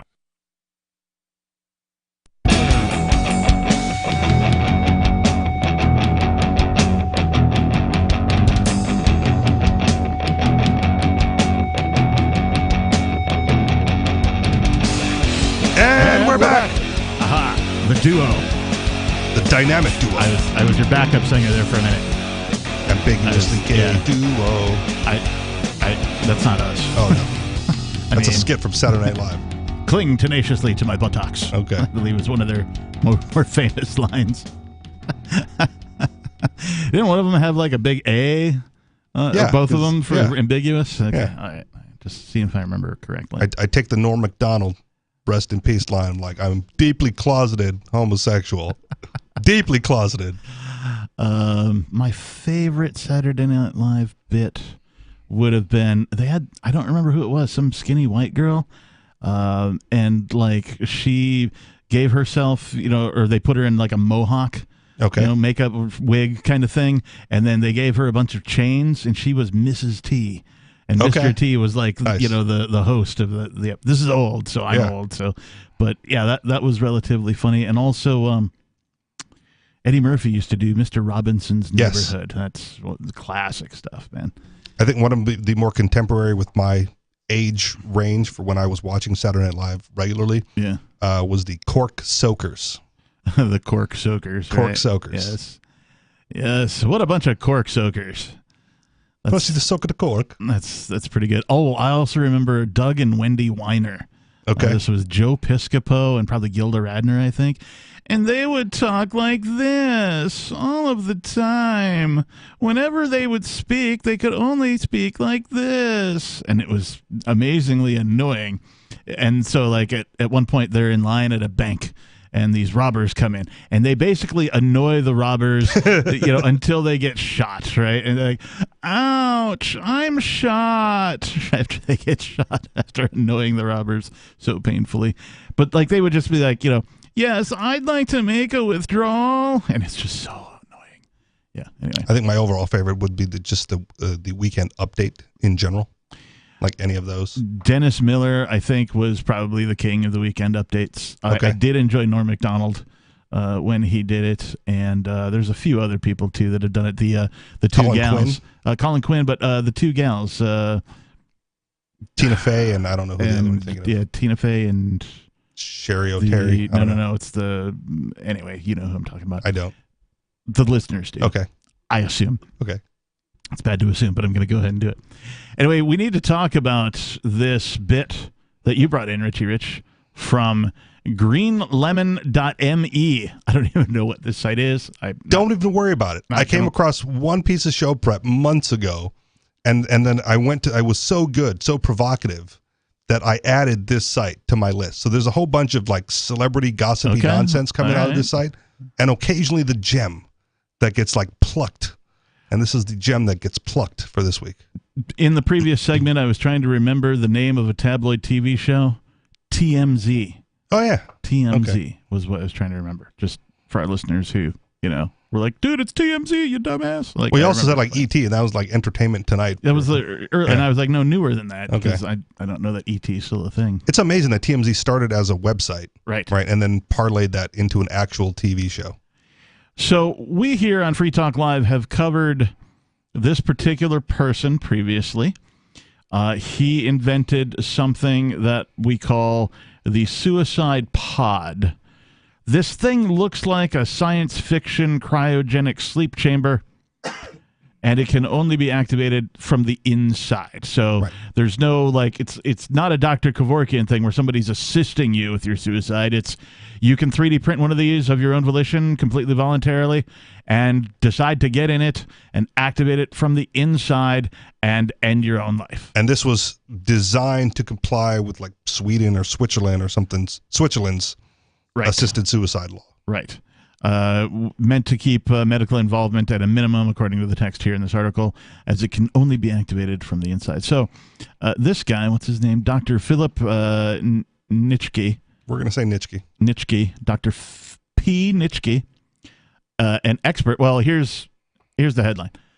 Dr. Death wants to make a body implant that kills you when you forget to deactivate it. Right. See? Plucked. Like, and again, if it can, it will, right? Like, can this this is designed specifically for that. But like, I read the headline, right? And then my brain goes like, well, that's weird, because to me, it's like you have one bad night, right? You go out partying, you go out drinking, you forget to hit the button that deactivates your implant. And then that's it. You just don't wake up the next morning with a hangover because you're done. Yeah. You get into a bar fight. You're in a coma for a couple of days. Oh, poof. Yeah. The subheadline says, what if you can die at your own term in your own time? Okay. So you see the subheadline and you go, we've already got technology for this. He already invented the pod. Right. Right? It's done. Like, technology is there. If that's what you want to do, just 3D print or buy the pod. Now, I hold the opinion that if you find yourself in a place Like for me personally, the only time I would ever think of deploying any of these things is if I were no longer capable of self-support, right? I can't take care of myself. I got to depend on others. Maybe I'm out of money. Maybe I'm being a burden to my family or my friends or the system or whatever. Like, I think it's important that I be able to opt out at that point of my life. Now I want to live a full, long, healthy, and elderly life if I can. If I don't die, like there's so many things you could die from these days. Like it's almost impossible to be old and that kind of thing. But the anarchist in me wants to burden the system as long as possible. Right. So it would be a very sort of outside of my normal actions to deploy one of these things, but I could see where these things have use. And if it's voluntary, why not? The pod or the kill switch? I mean, either or. It's your choice. Okay. Right? Which one you would prefer? And we haven't even talked about what the kill switch is. Okay. But what's that band? Kill Switch Engage. That gives them new meaning to me now because of this. But I would choose the pod. Yes. In this particular instance, because I don't less likely to make an error. I don't want to walk around with the equivalent of a ticking time bomb inside of me. It reminds me of these movies where somebody puts like, well, we've implanted a chip in your system, and if you don't return with the thing in 24 hours, it'll automatically explode unless we inject you with this. Is that what this is? Sort of. Do you want to read it? No, I mean I can. I have it up. I mean, it's basically that. It's basically that. Like you have to deactivate it every day. Every day. I thought, geez. Okay, go ahead. Yeah. Okay. Here we go. Dr. Philip Nitschke, an expert who advocates the right to die movement and crafted the controversial suicide pod, shared that he's come up with another idea, an implantable death switch. The former Australian practitioner was first known when he gave a patient the first voluntary injection in 1996. He's since then been speaking out about the right to die and coming up with the Sacro, a 3D printable death chamber that floods the body with nitrogen. The design was meant to comply with Switzerland's assisted dying laws and meant to keep medical involvement to the minimum, as it can only be activated from the inside. The doctor spoke with The Independent about how his nonprofit group, Exit International, has been brainstorming for something more radical and effective to allow people to seal their own deaths in the scenario where they are faced with incurable degenerative brain disorders. The man spoke, when a person has dementia, they can nowadays, quite legally in some places, fill out a bit of paper 10 years ago when they are sound mind saying, if I get like this, kill me. Now, 10 years later, a doctor can come along, read the bit of paper, and even though you don't know which way is up or down, legally give you an injection to end your life. That makes a lot of people feel pretty uncomfortable, and it certainly makes me feel uncomfortable. So what we're working on here is some sort of implant which you have to switch off every day. Wow. When you've forgotten why you're switching something off that's beeping, then you will die. When you've forgotten why you're switching something off that's beeping, then you will die. So again, you go up partying, right? You drink too much, party too much, whatever. This thing's beeping. Do you hear it? I don't know. Does anybody else hear it except you? Depends. Assumably just you. Right.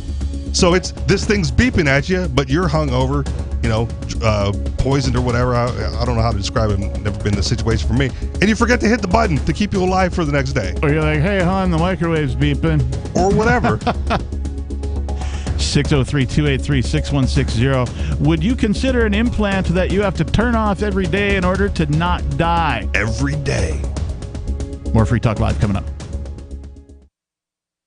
This is Michael Dean from the Freedom Fiends. I've run websites since 1996 and have used over a dozen web hosts in that time. AgristHosting.com is the only one that hasn't broken my heart.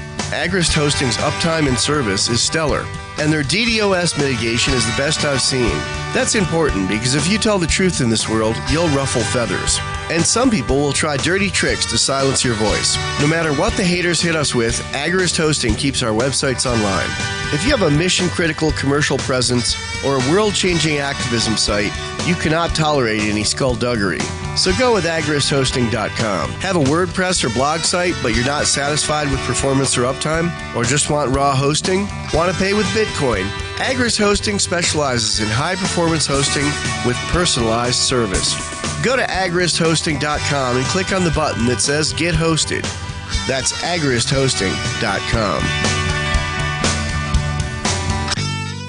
I'm crazy about My Magic Mud. This is the most important oral care product created this millennium, and I'm not kidding. We all have different opinions on politics and issues, but we all have mouths. And I want yours to be as clean as possible, with teeth as bright as they were meant to be. I will never be without My Magic Mud. It's a little surprising, but man, does it work. If you only listen to one thing I say ever, go to mymagicmud.com and get 20% off with code FTL. mymagicmud.com, code FTL. If you want to know the latest about Free Talk Live before we go on the air, all you need to decide is how you want it delivered. It's your choice. Visit news.freetalklive.com to receive our usually weekly news updates by email. Plus, we have a Twitter account at twitter.freetalklive.com, and you can follow us on the decentralized Mastodon platform at toot.freetalklive.com. So please follow us at toot.freetalklive.com and sign up for our emails at news.freetalklive.com. When I say Francis Ford Coppola, you think The Godfather, right? Have you tried his wines? I'm Holland Cook with Inflation Hacks. Where I live, Coppola wines are $12 or $13 a bottle, sometimes less on end caps. If you're shopping for vodka, remember it's merely vodka. All brands begin at an ethanol plant. Flavors aside, one big difference between brands is how fancy the bottle is, and those Belvedere and Chopin and Grey Goose bottles sure are works of art. It also matters how many times it was distilled. Browse the vodka aisle, and you'll see unfamiliar brands distilled 5, 6, 7 times. They get the job done nicely, and I say so after a rigorous series of tests. How are you coping? Post your inflation hacks at andyoucanquoteme.com. There are lots of ways to listen to Free Talk Live. Our podcast has been around since podcasts began, and now the FTL feed is loaded with content besides our full show archives. Did you know that we make it easy for you to customize your podcast subscriptions? We have different feeds, one that includes only our full shows, one with just the Daily Digest, and our main feed that includes everything. You decide what you listen to. It's quick and easy to customize your feeds at feeds.freetalklive.com. That's feeds.freetalklive.com. There are basically two types of advertising, direct response and branding. Radio's great for direct response with its low cost to listener ratio, but audio can't be beat for branding, which is a longer-term endeavor. You want to be the first thing that someone thinks of when they think about your product or service. If you have a local business that you want kept top of mind in your community, call the station. If you need national reach, Free Talk Live's got around 200 radio stations, millions of monthly listening sessions, can suit all budgets, and if we don't think we're right for you, we'll tell you. Email me, mark@freetalklive.com. Yep, we still do email. Drop your email address in the entry box at freetalklive.com, and you'll be kept in the loop with Free Talk Live.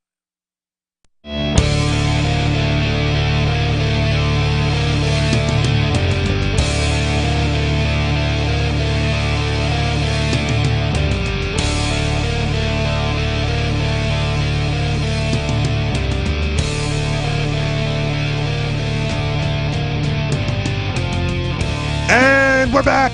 Hey, we're the monkeys. People say we monkey around, but we're too busy doing a live radio talk show known as Free Talk Live. And throwing poop at people. I don't know if you got to hear last night's broadcast at all. I listened to basically the first hour as I drove over. There were some protesters who in the Netherlands who managed to spray Nederlanders, yes, who managed to spray the police with manure. Yes, good on them. So I thought you might enjoy that particular factoid. It is Free Talk Live. The telephone number is 603-283-6160. In the studio, it's myself, the Reverend Captain Kickass, joining me. And Richie Rich. And we were talking about this guy. Dr. Death. Dr. Death. What's his name? Nitschke? Philip Nitschke. Who previously designed the suicide pod, now is designing something called, what is it, a suicide implant? That it's they're calling it a kill switch. That's a poor name for it, but it is accurate. That Truth in advertising, Captain. That you implant into your body, and it beeps at you every day at some point, and you have to acknowledge the beep and turn the beep off or you will die. Or you die. So we'll talk more about that, but first let's go to, we've got Nettie calling from Canada. Nettie, you're on Free Talk Live. Hey, there was a document. There was an arm of the U.S. government that contracted to a company called Trail of Bits. Okay. The arm of the government is actually, I believe, correct me if I'm wrong, part of the Pentagon. It's a DARPA. And so DARPA they contracted with this company called Trail of Bits. And Trail of Bits produced a document called Are Blockchains Decentralized? It's a 26-page PDF. Sure. And it says the unintended centralities in distributed ledgers. Anyways, I was excited last night. I was talking about it, but I've kind of summarized it so it's easier to understand. So it seems like this paper is trying to find ways to centralize. By the way, the paper, they say they only did Bitcoin and Ethereum, but they're trying to find ways to centralize blockchains because they can't, as they admit, they can't do it on cryptography itself. And they find different ways, like, for example, ISP or something that's centralized. So they have different ways, or what they call different sources of centralization. Right, and so they have, if I remember correctly, well, first of all, I have a side comment. The side comment is Bitcoin, the big one, the regular BTC, if you will, has been under attack since it was created and continues to remain under attack by the following things. Governments, mathematicians, hackers, would-be, nefarious people who are trying to get rich quick, and it remains under attack. Now, it makes sense that governments would try to sort of figure out, can we dismantle it in some way? Can we decentralize this, or can we re-centralize this? Can they steal enough money to create enough miners to get their 51%? Right. So and to this date, this has not yet happened. So that's sort of my side comment. Go ahead. Yeah. So they have sources of centralization. So they say here, this report covers several ways, and so there's 6 types of centralization that seems that they have, or ways that one can make it more central. Let's call it that. So that's not say centralization. Okay. That's like a goal of 1. Let's just say it goes towards centralization. So they have six ways that it can. And again, it's not the cryptography itself, as you said last night too. It's correct. Decentralized is decentralized. Right. But basically it seems like they're looking at real world, the way blockchains are being used, for example, going through ISPs, etc. And can we centralize or get close to centralizing different aspects of it and not just the cryptography itself? So they have, or not, they're just the crypto itself. They have your sources of centralization. So 6 of them. One of them they call authoritative centralization. And they say, what is the minimum number of entities necessary to disrupt the system? This number is called the Nakamoto coefficient. Anyway, so they say it's also referred to as governance centrality. Then they have something called consensus centrality. Yep. It is similar to authoritative centrality. To what extent is the source of consensus, example, proof of work, centralized? Does a single entity, like a mining pool, control an undue amount of the network's hashing power? So they're trying to look for ways, I think, they're trying to look at ways where you can try to maybe centralize it more because you can't do it to the cryptocurrency itself. One is motivational centrality. They say, how are participants disincentivized from acting maliciously? Example, posting malformed or incorrect data. To what extent are these incentives centrally controlled? How, if at all, can the rights of a malicious participant be revoked? Sure. So they have interesting. So didn't you have that with the DAO on Ethereum several years ago, where they reset the blocks? They went, nope, malicious actor, and reset. That's true, they did. So what is, Nettie, this is all very good information, and I appreciate you bringing it to our attention. It's stuff I haven't heard before. What is your point, just to alert people that this is what's going on? Yeah, I guess. Exactly. Okay. It's to get people to see, like, hey, look, this is something maybe that's not weird, not weird, what's the word, where it's a very, very small minority, fringe thing. Fringe, I think that's the word. It's not fringe thing. This is something that technology, crypto itself, currency, it's being looked at by the current powers that be. See, they're controlling the narrative, Captain. That's what I was saying earlier. Gave one out. Okay? Yeah. Hey, thanks for the call, Nettie. They're We studying appreciate it. DARPA's studying it, putting out reports. Yeah, well, we know They've that got media outlets suggesting that cryptocurrency need to be centralized because they can't do anything else. I get it. Thus far, cryptocurrency has remained impervious to states' actions, to hackers' actions, to would-be conmen's actions. The only time people get swindled is either by something like an ICO, initial coin offering. We've seen that. If you invest into an S coin, the S stands for a word that I can't say on the radio. Some kind of mushroom. Go look up OneCoin if you're looking for, the quintessential S coin. They're still looking for the lady behind all that. Or if you get socially engineered into giving up like a password for your wallet or something like that, or your exchange ID and password, and they get on your exchange and take all your money from you, move it to a different wallet, and then it's gone. So I think part of the social engineering comes with moving the masses, right? Which is why I was in favor of cryptocurrency, Bitcoin, whatever, staying small, right, for our little freedom communities. Because once you get the masses out there calling for these sorts of things, right? Like we need Bitcoin to be regulated. We need to have a lender of last resort for Bitcoin. And if they're the majority, all of a sudden, right? But like the question isn't what are people going to call? They're already calling for that. And politicians are calling for that. There's already people who are like, they've been swindled or they lost their life savings because crypto went from 68,000 back down to 20 or something. Yeah. This year, and so people are like crying, like because they made a bad decision, right? Instead of accepting responsibility for their decisions and maybe not risking their life savings on something as volatile as this. Or having the patience to wait it out, like somebody who's been following the cryptocurrency, might do over the course of its lifetime. Instead, they're looking to big daddy government. Solve my problem for me. I get it. I got, and so they've been calling for this. I feel like you're afraid that the government is eventually going to regulate the Bitcoin. The question is how? It's not possible currently mathematically for them to do so. What I am afraid of is the end around. So not necessarily that the government regulates Bitcoin, right? But that the government, much like if they're calling for a lender of last resort, right, puts something above Bitcoin and above the exchanges, right? So how? They create an office. They already can't put their own currency above it. In fact, it's done nothing but lose value since the invention of cryptocurrency. You create an office of crypto regulation. They're the ones who are the lender of last resort for the exchanges when the exchanges get over leveraged. And what does that mean practically? Like, give me a practical example. One of the problems right now with the exchanges is there hasn't been any audits of them. So they increment your account that says, hey, we've got some Bitcoin for you.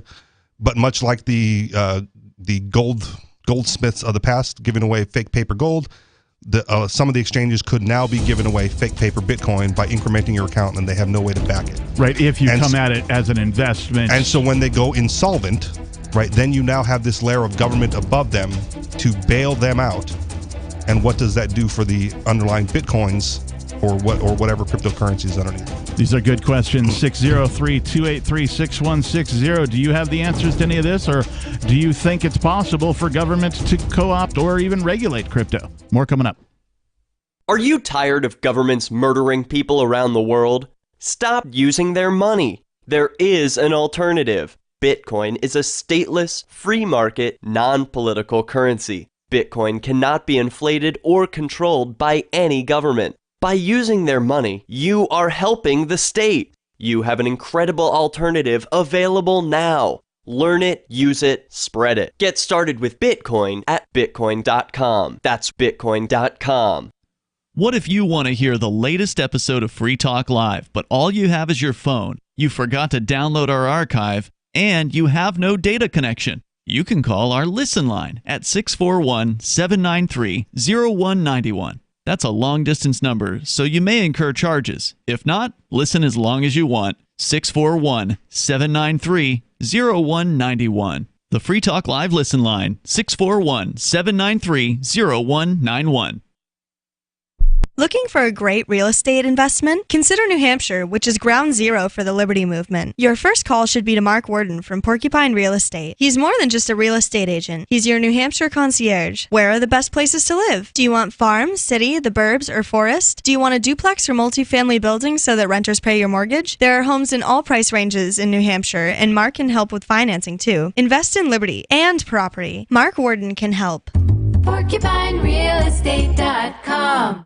Tired of cancel culture? Sick of mega tech corporations holding an axe over your head? Join the LRN.FM Matrix chat server. It's self-hosted, so no one else can tell us what to do or say. Don't like the existing channels? You can make your own. You can even connect into some of our channels from other Matrix servers. It's federated. For the full LRN.FM Matrix experience, though, you should join our server via the step-by-step instructions at chat.lrn.fm. chat.lrn.fm. You're listening to the live edition of Free Talk Live. Hour number 3 is next after the news here on the Liberty Radio Network at LRN.FM. From Feature Story News in Washington, I'm Jagruti Dave. US Secretary of State Anthony Blinken has urged Sri Lanka's parliament to act fast to bring stability back to the country. He was speaking at a press conference in Bangkok after meeting his Thai counterpart. The US's top diplomat told reporters it was important for the Sri Lankan parliament to bring back the prospect of long-term economic stability and address the Sri Lankan people's discontent. His comments came after protesters who've occupied the Prime Minister's and President's residences in the capital Colombo say they won't leave until both men resign. President Gotabaya Rajapaksa and his recently appointed Prime Minister Ranil Wickremesinghe have both said they'll step down in response to the nationwide anger at their failure to pull Sri Lanka out of a spiralling economic crisis. Protesters set the Prime Minister's private residence on fire on Saturday, and hundreds of people broke into the President's home where they took selfies and swam in his pool. Officials in Ukraine say at least 15 people have been killed after a Russian missile attack hit a block of flats in a town in eastern Ukraine. Chasiv Yar is in the Donetsk region where Moscow has now set its sights after claiming it's taken control of the neighbouring Luhansk region. Sergio Olmos has more from the Ukrainian capital, Kyiv. This town is about 12 miles from Kramatorsk. That's the de facto capital for Donetsk, for Ukraine. This is coming after Russian forces have taken complete control of the Luhansk region and have now set their sights on capturing the rest of the Donbass, which is the Donetsk region. There was some question as to whether there would be an, quote, operational pause, as Russian President Vladimir Putin had said there would be, but what we're seeing is that while ground forces haven't been moving out of the Severodonetsk area and along the Izium axis, what we are seeing is the artillery has been repositioned and they are attacking the cities leading up to Kramatorsk. Seversk, Bakhmut, and Sloviansk have been major targets for the Russian artillery that are trying to now move forward and hit those places in order to prepare for what seems like a new offensive to take the Donetsk region. And Novak Djokovic has won his 7th Wimbledon title. He's now just one short of his rival Roger Federer. The Serbian player came back after losing the first of 4 sets to Australia's Nick Kyrgios. The centre court victory is his first major win since last July. He couldn't play in the Australian Open as he was deported because of his COVID-19 vaccination status, and he lost to Rafael Nadal in the French Open. Djokovic now has a 21st Grand Slam, putting him right on the heels of Nadal, who has a record 22. From bureaus worldwide, this is FSN. With FSN Spotlight, I'm Simon Marks. It was an extraordinary weekend in Sri Lanka where furious protesters engaged in an uprising targeting President Gotabaya Rajapaksa, his brother former Prime Minister Mahinda Rajapaksa and the current caretaker Prime Minister Ranil Wickremesinghe. Government buildings, including the presidential palace, were stormed, the Prime Minister's private residence was set ablaze and protesters swam in the President's private swimming pool. It's the culmination of public fury over corruption and economic collapse in Sri Lanka, according to Ashok Swain, a professor of peace and conflict research at Sweden's Uppsala University. There have been several things which have happened, particularly the 2019 Easter bombing, which is the terror attack, which killed more than 200 people. And after that, the tourism dropped, and tourism brings $5 billion annually to the country. And then the COVID came in, then the Ukraine crisis. So all these things which led to external problems, but internally, the Rajapaksa family had taken over the country. There was no check and balances. A huge corruption was going on. And I think it was more of internal political problem, which was become much more problematic because of the external factors. Massive uncertainty lies ahead. The demonstrators say they're staying on the streets. With FSN Spotlight, I'm Simon Marks. The main headlines again. US Secretary of State Anthony Blinken has urged Sri Lanka's parliament to act fast to bring stability back to the country. Officials in Ukraine say at least 15 people have been killed after a Russian missile attack hit a block of flats in a town in eastern Ukraine. And Novak Djokovic has won his 7th Wimbledon title. He's now just one short of his rival Roger Federer. And that is the latest from Feature Story News. I'm Jagruti Dave in Washington. At Greyhound, we're committed to providing our customers with an exceptional travel experience, and that's why we've outfitted our 2014 line of motor coaches with new deluxe roadway seating that's moderately less disgusting than our traditional fare tickets. For a flat surcharge of $35, customers can upgrade to our exclusive deluxe seating area, where select seats have been refurbished with premium upholstery, boasting significantly less crumbs and Wendy's bags stuffed between the seats, guaranteed to leave you somewhat less repulsed than you are normally. Relax in the comfort that when your feet stick to the floor, they'll be sticking to up to 65% less indeterminate dried fluids. Passengers who upgrade to our elite seating experience will have the option of personalizing the garbage surrounding their seat with a pre-ride selection process, as well as a priority boarding feature where they'll be able to settle into their high-end motor coach accommodations without having to navigate through a crowd of inebriates, ex-convicts, and the morbidly obese. And from all of us at Greyhound, happy travels. This is the Onion News Network.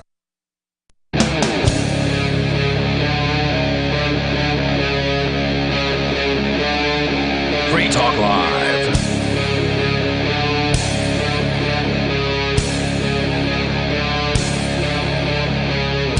And we're back. And in the words of one of the greatest rock bands of all time, don't try suicide, nobody's worth it. Don't try suicide, nobody cares. Don't try suicide, you're just going to hate it. Don't try suicide, nobody gives a damn. Put that in your lyric finder and like it. It's a great song, by the way. Suicide is painless. And also, while I'm thinking about it, Ozzy Osbourne, that was Queen, by the way, the song I was quoting. It's called Don't Try Suicide. Ozzy Osbourne also has a song called Suicide Solution. Let me see what else. Metallica's Fade to Black is, generally speaking, regarded as a suicide. In fact, there was a religious group called The Truth About Rock that I was forced to attend one of their seminars as a child, where they literally blamed bands like Judas Priest and Kiss and Metallica for kids committing suicide. Like, they would not have committed suicide had they not been listening to that devil music, right? And so they would, pick and choose lyrics from songs and that kind of a thing. It was horrific, just even an opinion to have that, first of all, if your child is listening to heavy metal, that is generally regarded as a form of therapy, right? They're having emotions, they're attracted to a music that, allows them to release their emotions, and that's why they're listening to it. So it's an indicator. The fact that they committed suicide, probably, most likely, and this is just an opinion, most likely failure of parenting.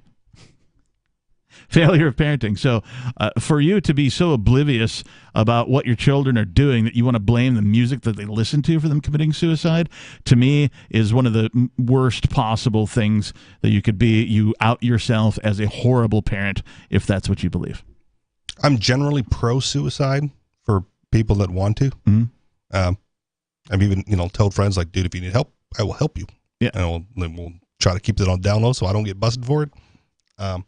But also, there's a biological human imperative for survival. Yes. Which makes suicide very difficult. Yes. for the vast majority of people. And in fact, I have spoken with suicide, we'll call them survivors, people who have attempted but failed to kill themselves.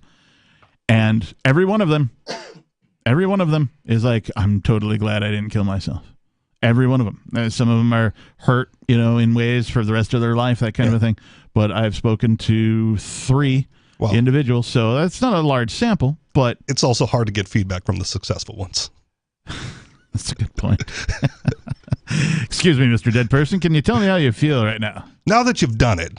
No? Was it the right decision? What's with the silent treatment? I don't understand. Anyway, we're going to continue talking about Mr. Is it Dr. Nitschke? Philip Nitschke. Philip Nitschke and his kill switch that he is designing. But first, let's go to Major Payne calling from Michigan. Major, you're on Free Talk Live. Yeah, the music butchers, that headbanging stuff. Beware, beware. Headbanging may cause fractured necks and skulls. It may cause a good time. I've been in so many mosh pits, man, that I won't do it anymore because I'm way too old and fragile. I'll probably get trampled. I mean, I've strained my neck headbanging once or twice. I did, whenever I hit 40, it was myself and my singer, and we went to see a Slayer concert, and I was just like, all right, I'll see you in a little while. I'm going to get as close to the stage as I can because I wanted to get up close and see the solos and all that kind of stuff. And my singer's like, well, which way are you going? I'm like, I'm going that way. He's like, I'm going to try to do it on the other side of the stage. I'm like, okay, we'll meet back here for beers after the set's done. And so we both... Famous last words. Yeah, we both sort of get knocked around a little bit. We got too close to the edge of the pit, and I got knocked into the pit. So when you get knocked into the pit, you have no choice but to just go ahead and mosh. Okay. Right? So I start moshing, I'm moshing, and then I see my singer getting past, he's doing the crowd surfing thing, getting past above me, and he sees me and he points at me, he's like, hey! As he goes by, and I just pointed at him and laughed. Later on that night, we both laughed about it. The following day, we both called each other up and we're like, dude, I'm sore, man. Like, I haven't moshed. He's like, dude, I did the crowd surfing. I don't know what happened. They just picked me up and threw me. Like, imagine if he got dropped and bumped his head and forgot to hit the button on his kill switch. There goes your singer. All right, we've usurped the Major. Major, what's on your mind? Well, you guys were talking earlier about your Saturday Night Live favorites, SNL. Oh yeah. Here, you remember what opening line when I gave you my call in? Excuse me, sir. Have I reached the party to whom I am speaking? Yes. That was Lily Tomlin from Laughing. She was the annoying nasal talking operator. Right. I remember. And the second one was, I have an incoming transmission from the big giant head. Incoming transmission from the big giant head. Eggheads? That's Third Rock from the Sun, I'm pretty sure. Oh, right. Yeah. Yep. And, I promise not to get dumped before I told you this one. Captain Kangaroo. All right, I'm going to stop you right there. Hang on, Major. Before you tell about Captain Kangaroo, I just have to say that as a man who is known as the Reverend Captain Kickass, or people who see me, they're just like Captain, like that's my commonly referred to name. Captain Kangaroo, it occurs to me, is probably the first captain that I can recall knowing of and about that, as a name, not necessarily being exposed to. As opposed to exposing myself to captains, right? That should be weird. That would be weird. Other than the Mississippi Pilot and whatnot from Samuel Clemens, you're probably corrupt, sir. I'm probably corrupt. You're probably corrupt, sir. Yes, sir. All right, so what about Captain Kangaroo? All right, so you remember back in the old days on the stage, they would have that on-the-air, off-the-air light? Yep. Okay, so it's a Friday show, and he's got this sidekick. His name is Mr. Green Jeans. I remember. And they've been entertaining all the little 5-7-year-olds for, a half an hour or an hour or whatever the show was, but it was all week for them because they was fixing to get time off, right? Sure. The on-the-air light goes on and the off-the-air light goes off, and Captain Kangaroo looked at Mr. Green Jeans and he says, well, that ought to hold the little bastards for another week. It was overheard by every mother in America, and he never appeared again. Oh, that was the end of Captain Kangaroo? Wow. That was the end of Captain Kangaroo. Wow. And I got another one. So cancel culture's older than we thought. Yeah. There's another one for you. The Ghoul used to host Channel 50, WBKB TV on late night movies, horror show stuff. Okay. And he had a froggy gig he did. One time he blew up a live frog. He stuffed an M80 down his throat. And he ended up being the unknown comic, the dude with the bag on his head. I do remember the unknown comic. Yeah. Oh, was that why? Because he did that and he didn't want to be known anymore? Well, he had no other choice. Hey, Major, thanks for the call. We appreciate you. 603-283-6160 is the telephone number. The unknown comic. I forgot about that guy. Yeah. Wear the bag over his head and, would go on stage, do funny things. And, yeah. Not familiar. Good bit. Before my time. You mentioned cancel culture. Oh, I said cancel culture has been around longer than we thought. So it seems. And it's actually, so Captain Kangaroo is maybe one of the oldest. I was reminded recently that George Carlin did a gig in Milwaukee, Wisconsin in the 70s, 72, 73, 74, somewhere in there. I don't remember the exact year, but a long time ago, somewhere close to 50 years ago, where he did his bit about the 7 words that you cannot use on television. Yep. And he got arrested. Somebody in the audience was like, I can't believe he said those words on stage. He was at a gig called Summerfest, which is actually, it's a musical festival that happens still to this day every year in Milwaukee, Wisconsin. It's billed as the largest annual music festival on planet Earth. It's pretty huge. So anyway, this was in the early days of that, for sure, but he got arrested, got on TV about it. There was all sorts of things about it, and he eventually wasn't charged. The judge was just like, you exercised your freedom of speech. I don't see what the problem is here. So I was reminded of that. And he didn't do it on TV. Correct. Or the radio. 603-283-6160. Coming up, we'll continue to talk about the kill switch in Dr. Death. More Free Talk Live is on the way. It's the live Sunday night edition. Do you feel like your nation, state, or community no longer holds your values? Have you dreamt of a place where people agree that liberty is important and are free to pursue their projects so long as they respect the property of others? There are many people just like you that are discovering freeprivatecities.com. Their social media links are at the upper right of the page at freeprivatecities.com. All skill levels will be needed when the first of the Free Private Cities opens. It's sooner than you think. Stop arguing and build. freeprivatecities.com. So you've signed the Shire Society Declaration and are planning your move to New Hampshire to be around more liberty-oriented people. Next, sign up for the Shire Society Forum at forum.shiresociety.com. There are a bunch of people there who are already in the Shire, and they want to meet you. If you're already in the Shire physically, you should also come by the forums. Remember, not everyone uses Facebook. New people are signing up for the Shire Society Forum every month, so drop in and say hello at forum.shiresociety.com. When Monster Hunter International discovers one of Isaac Newton's wardstones being auctioned off, they decide to steal it and use it to destroy the Chaos God once and for all. But a mysterious thief upends their plan, and it soon becomes a race against time as something much older and infinitely more evil awakens in the jungles of South America. Monster Hunter Bloodlines by New York Times bestselling author Larry Correia and Baen Books. Visit monsterhunternation.com for more. The new 4th edition of Healing Our World, The Compassion of Libertarianism, will take your understanding of liberty to a deeper level and has over 1,300 updated references, new cartoons, and a foreword by Dr. Ron Paul. With discounts for multiple book purchases, the 4th edition of Healing Our World is a great gift for the liberals, pragmatists, environmentalists, and Christians in your life who think libertarianism is cold-hearted. Get yours today at healing.freetalklive.com and use promo code FTL for a $5 discount.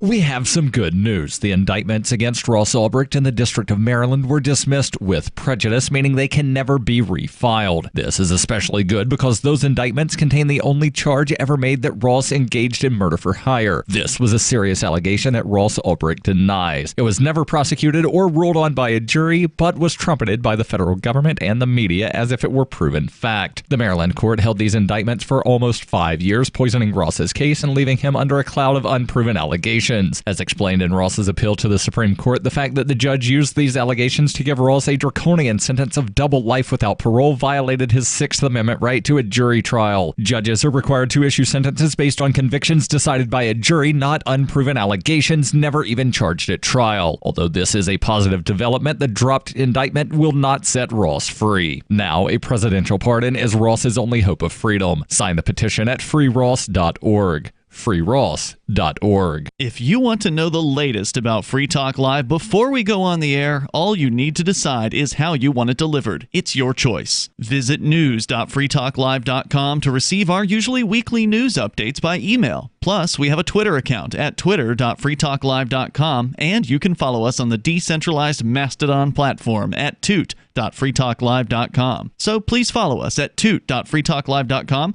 and sign up for our emails at news.freetalklive.com. My name is Jacob Hornberger. I'm president of the Future of Freedom Foundation, which Congressman Ron Paul awarded for having an outstanding freedom website. Write us at fff@fff.org, and we'll send you a free 3-month subscription to our monthly journal of libertarian essays and our booklet, Economic Liberty in the Constitution, which George Mason University economics professor Walter Williams praised in a recent column. That's fff@fff.org. Got Telegram? You can follow our channel there and discuss show prep with other listeners at telegram.freetalklive.com.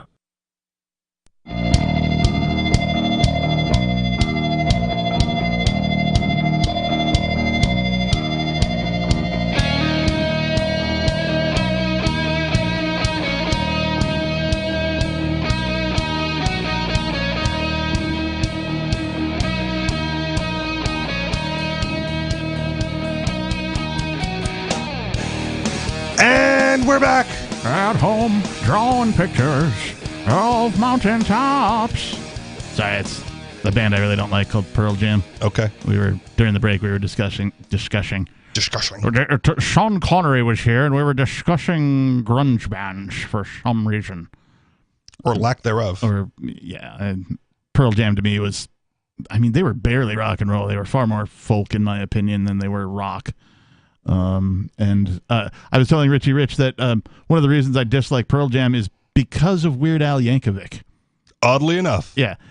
Now you're like, how does one affect the other? Is that like hitting your foot with a shovel for your mortgage? I don't understand. So Weird Al Yankovic did a tour where he did nothing but originals. And I saw him live in Seattle. And the night before, he had played Portland, Oregon, and so his set list from that night leaked, and I was like, oh, he's going to play Nature Trail to Hell in 3D. This is my favorite Weird Al original song. It's called Nature Trail to Hell in 3D. It's a great song. I love it. And so I go and I see the show in Seattle, and when it's time, like they're going song by song, the exact same set list from the night before, and when it's time for Nature Trail to Hell in 3D, they go, and now we're going to play a song for all you Seattle people. This is My Baby's in Love with Eddie Vedder. And they played a song based on Pearl Jam instead of my favorite Weird Al song. What a disappointment. Because they were in Seattle. Screw you, Weird Al. So, no, but screw you, Pearl Jam, for being so popular. For inspiring the song. The song that got you, because he felt it was a better idea to play that song because he was in Seattle, where Eddie Vedder is from, and it was the grunge scene, and blah, blah, blah. I remember there was one time Weird Al was promoting his new album or something. Yeah. He was doing a show on MTV, and it was some parody of some Eminem song, I think. And Eminem wouldn't, approve of the licensing to do the music video. Right. So the whole thing of Weird Al playing his new song was just him holding up a boombox in front of the TV. It was great. We're going to listen to it anyway. And weirdly, listening to the Dr. Demento show growing up, that's how a lot of parody artists used to create their songs. They would simply get 2 boomboxes and a room, bathroom, living room, whatever, didn't matter. They would put a boombox on one side of the room with the recording of the actual song they were trying to make fun of. And they'd put a boombox on the other side of the room with a blank cassette tape in it. Okay. And they would hit play and record on, play on the one with the, label recording, and then record on the blank tape. And they would literally just sing over the existing song in between the 2 boomboxes and mail that into the Dr. Demento show, and he would play that Interesting. As long as he could make out what they were saying and there wasn't like a bunch of noise in the background or anything like that, which was relatively easy to do. And so that's how many parody artists way, way back in the early 80s sort of got started. Okay. Before we go on, I have to tell you that Free Talk Live's video archives have been over on Library for years. Library is an uncensorable, decentralized, blockchain-based media sharing protocol, and we're big fans of that here on Free Talk Live. In 2020, Library launched Odyssey, which is a video sharing website to compete with YouTube, and it's really taking off. It's got over 1 million channels now, many of which are disaffected YouTube creators. During YouTube's crackdown for not towing the government line about COVID, our YouTube channel started receiving strikes and could be completely taken down at any time. Thankfully, Odyssey started offering live streaming, so now we're streaming live every night. That's right, the show you're listening to is streaming live every night, posting our video archives permanently to our Odyssey. You can watch live or anytime. Just visit video.freetalklive.com. If you want to go all in, download the desktop app over at lbry.com, and every video archive you watch, you'll keep and see it forever online just by watching it and having that desktop app. Again, visit video.freetalklive.com. Follow us on Odyssey today. That's video.freetalklive.com. What a waste to have both these cameras on me for the video feed. I mean, you don't know. Okay. Do you? Like, you may not be attracted to yourself, and I'm certainly not attracted to you, but that doesn't mean there aren't some weirdo listeners out there who are like, dude, it's the Richie Rich Show. Oh, my. My ego couldn't take it. My favorite. He's back finally. We're back. He always says, and we're back. And like, now he is back. I don't know. Anyway, the cameras could be, I guess, positioned differently. That's my failure as the first chair host. Well, it's also the absence of the third chair.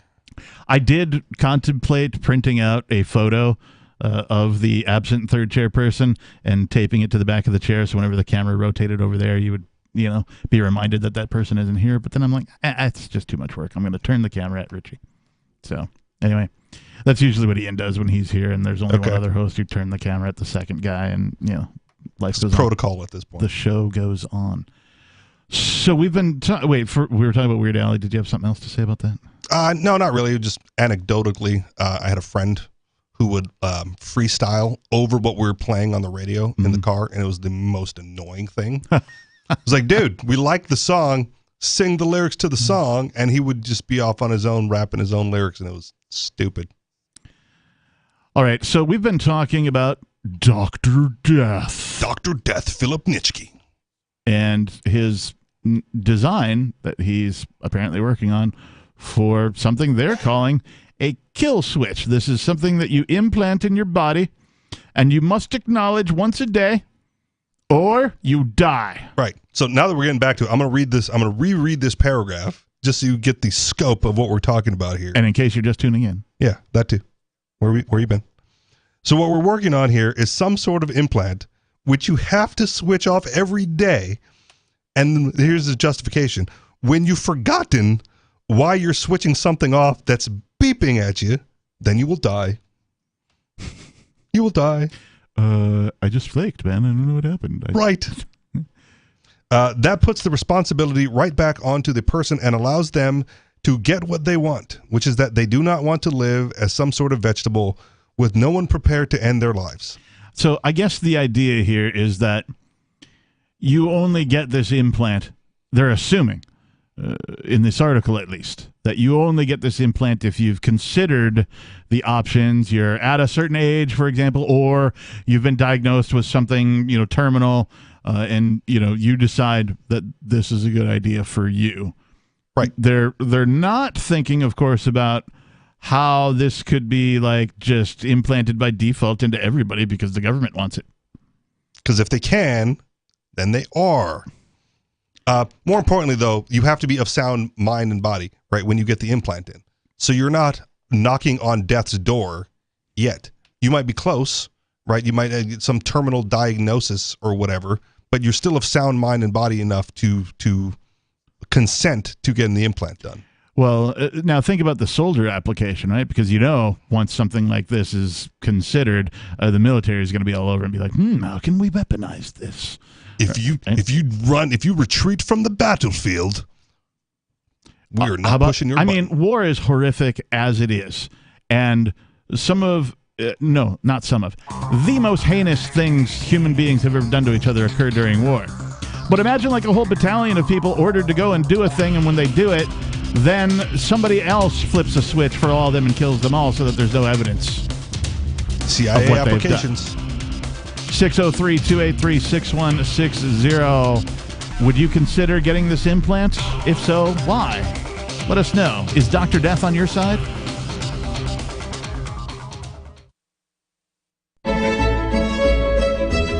Carl Watner, longtime proponent of a voluntary society, died last December. You may have seen his articles published on his website, voluntarist.com, in his newsletter, The Voluntarist, the Mises Institute, or elsewhere over the last 40 years. His newest book, I Must Speak Out, Volume 2, The Best of the Voluntarist, is now available via Liberty Under Attack Publications. This 430-page second volume spans the years of 2000 through 2020 and includes articles by Carl Watner, Hans Hermann Hoppe, Karl Hess, Benjamin Tucker, George H. Smith, Lysander Spooner, Pete Eyre, Joyce Brand, and many others. I Must Speak Out is for the newly initiated, the veteran voluntarist, or anywhere in between. Buy the book now at libertyunderattack.com/voluntarist. For more great content on building a voluntary society and for Carl's extensive archives, check out voluntarist.com.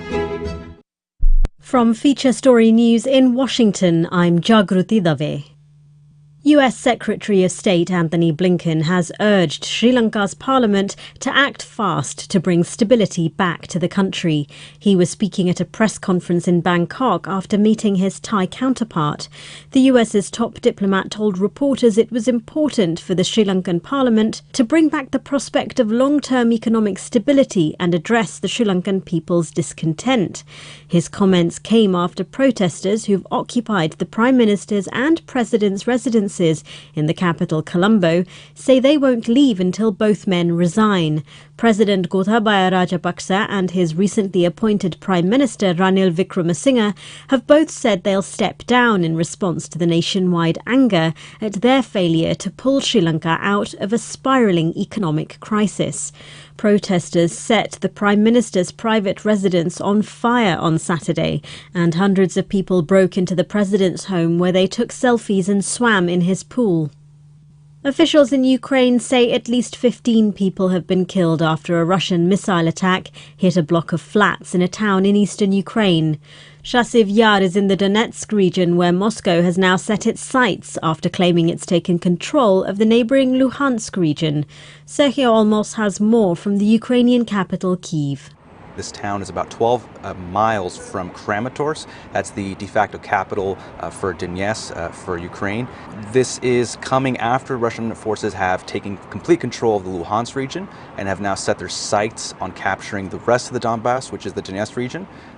There was some question as to whether there would be an, quote, operational pause, as Russian President Vladimir Putin had said there would be, but what we're seeing is that while ground forces haven't been moving out of the Severodonetsk area and along the Izium axis, what we are seeing is the artillery has been repositioned, and they are attacking the cities leading up to Kramatorsk. Seversk, Bakhmut, and Sloviansk have been major targets for the Russian artillery that are trying to now move forward and hit those places in order to prepare for what seems like a new offensive to take the Donetsk region.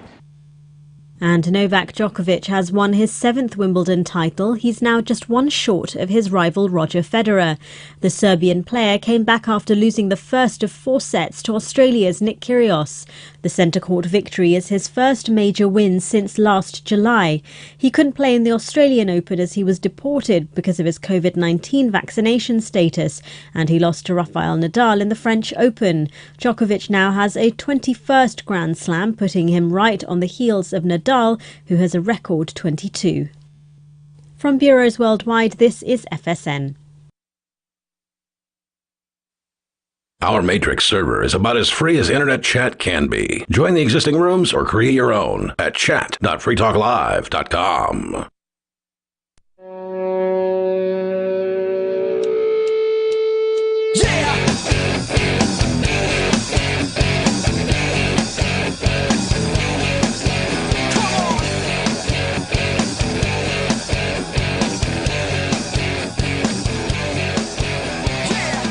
And we're back. That's right, it is Free Talk Live. The telephone number here, if you wish to join us, is 603-283-6160. Again, 603-283-6160. In the studio tonight, it's myself, the Reverend Captain Kickass, joining me. And Rich. And before we go on, I just have to say thank you to JCOM3030. That's JCOM3030. JCOM3030 is a diamond level amplifier over at amps.freetalklive.com. Which means he gives way more than most people do to the show. He must really super enjoy it. And we thank you, JCOM3030, for your contribution. What is an amplifier, you might ask? Well, if you go visit amps.freetalklive.com, you'll find all about the amplifier program. Basically, if you enjoy the content of this radio program, the hosts, the co-hosts, the callers, the antics, the stories, the perspective that we come at things from about freedom, prosperity, and peaceful interactions, voluntary interactions. If you enjoy all of that and you want to help spread that message, consider becoming an amplifier over at amps.freetalklive.com. The money you contribute goes to getting this program onto more radio stations and otherwise help us reach more ears, more listeners, and spread the message of liberty and freedom. So thank you again, JCOM3030, for your generous contribution. We appreciate you. We should have a Ladies of Free Talk Live calendar as an AMP perk. It's a great idea, Richie Rich. Why don't you make that happen? Because it's a little creepy. Well, you're a little creepy. I know. Well, it sounds right up your alley. All right. We'll get that done. If you need help, let me know. That's not creepy at all, is it? So let's just wrap up this bit about the Dr. Death, because there's just a bit more to cover. So you hit the switch or you die. That puts the responsibility back onto the person and allows them to get what they want, which is that they don't want to live as some form of vegetable with no one prepared to end their life. However, this means that the device will face significant legal barriers with safety concerns. You think? The doctor admitted this. I don't think there's anyone you're likely to get much sanction from anyone if you say, I'm going to go around implanting poison into someone. But the biggest one right now are the technical barriers. We don't know how to do it. What is the poison? What is the thing that's going to stop you living that can be so implantable? How are you going to have it released? He added that the device would beep for a day or two before it kills the user to prevent unwanted death from simply being a forgetful person. Well, phew. I don't know, man. I just flaked. If the device successfully passes the fear of being abused and implanted without consent, it will be an important development for doctors who are conflicted or involved in legal issues with voluntary euthanasia. That's it. I mean, again, I can see the practical applications here. And I can see it from a voluntary perspective, right? But I can also see the potential for abuse. Yeah. The potential for somebody to, on purpose, be implanted with one of these. And then, you would be coerced to do almost anything at that point, knowing that somebody else had your life in their hands. College hazing prank.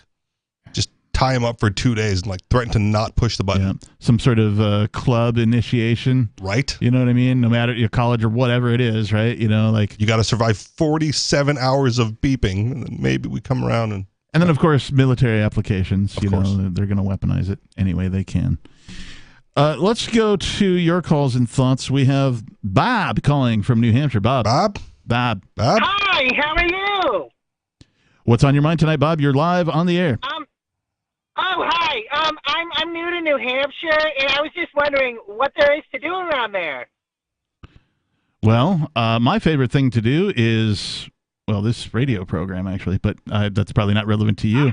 I mean, depends on what you're interested in, right? There's plenty of hikes that people go on, apple orchards to go picking fruit. Yeah, outdoorsy stuff seems to be pretty big. The ocean. There is a beach. Yeah, there is. There is some ocean shore on the the eastern side of New Hampshire. I've actually seen people in their wetsuits and surfboards while there's snow in the water. So, yep. Thank you.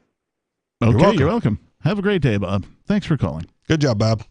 Good job, Bob. Bob? Bob. Bob? I seemed like he was yelling at us. I'm not sure what that was about. If anyone needs an implantable kill switch. It's not Bob? Well, maybe. I don't know. Try not to get into too much trouble. I'm just trying to think of like outdoorsy stuff is big, right? If you like anything outdoors, hunting, fishing, hiking, bird watching, if you like any sort of arborist, stuff, you like planting trees or... I mean, you guys just spent 2 weeks camping, right? That's true. Those campgrounds. Although, I want to be clear, for me, that's not really camping. You were glamping? I wasn't even glamping. I stayed in hotel rooms the entire time. But even if I weren't, and I stayed in like one of the campsites on site, it's hard for me to call that camping because they have showers available. Not only were there showers available from the campground themselves, but some entrepreneurial person rented a site and put up porcupine showers. Nice. And so you could just go and like pay a fee and take a hot shower. It was pretty neat the way they had it set up. It was kind of near the Free Talk Live site, so I could kind of see it in operation. Not that I could see anybody showering or anything like that. There was one time when like one of the tarps sort of blew and I saw like a butt. You know what I mean? Did you post up on the hill with the binoculars to get a good view of that? But I certainly did not rail about it in the PorkFest chat that I saw a naked butt at PorkFest. Anyway. Because apparently that's a big deal. All the nudity. If you didn't know that the freedom it's not means how you get freedom. to liberty. Nudity is not how you get to liberty, people. So I've heard. At any rate, I had a point and I forgot because... Not camping. Not glamping. To me, what I did was parking and drinking. Okay. Like that's what I parked my car and then I got out a cooler and a table full of booze and we drank. Got my lawn chair, just sat there for 14 days. Now, to some people, that's what they do every year and they call it camping. Like, going camping, and they'll find some place, they rent a place to park. Maybe they pitch a tent to pass out in or whatever, right? Maybe they grill up some goodies on the grill, but to me, that's not really camping. That's parking and drinking at a different location. Okay. Whereas camping to me would be like you got your backpack, probably the metal frame or the aluminum frame, lightweight frame, and you got to hike in a couple of miles at least into a place where cars aren't allowed, and you got to sort of create your own campsite. Make sure you put your food up in a tree to keep away from bears overnight and stuff like that. You build your own fire with flint and steel, or you make one of the the bow and the wood thing, to like start your own fire, etc. and so on. To me, that's camping. Living off the land would be camping. More of a survival practice than like parking my car and drinking, right? So, Lord Reverend Captain Gatekeeping? you don't even know what camping is, boy. I'm certainly not Lord of the Flies. Back in my day, we had to get the metal frames. No conch here. Okay. Somehow Lord of the Flies came up, and I don't remember why I'm even bringing that up. Because they got forced into camping? Yeah, I guess so. Against their will? Yeah. We must build a survival shelter. No, like I've taken outdoor survival courses. I'm pretty confident in my skills. I'm pretty sure if, I was in a plane crash in the mountains of wherever, and it was winter or whatever, I'm pretty confident that I could survive as long as I didn't suffer any like major medical thing, right? Broken leg, something that prevents me from walking. I'm pretty confident that I could survive at least, the average number of days that people survive these things before they're found by like a search and rescue kind of thing, which is usually about 3 days. So I'm pretty confident. You can't go for more than a few days without water. So, finding a water source is the first thing that you got to do. Once you do that, you can get by for a pretty long time. I mean, there was a recent article within the last couple of weeks of a toddler who survived a wreck in like the Amazon rainforest before they were found, like 4 days later. Ah, so the chosen one. If you can't out survive a 4-year-old, I don't know what to tell you. 603-283-6160 if you want to join us. Coming up, will we do a speed round? Who knows? More Free Talk Live is on the way.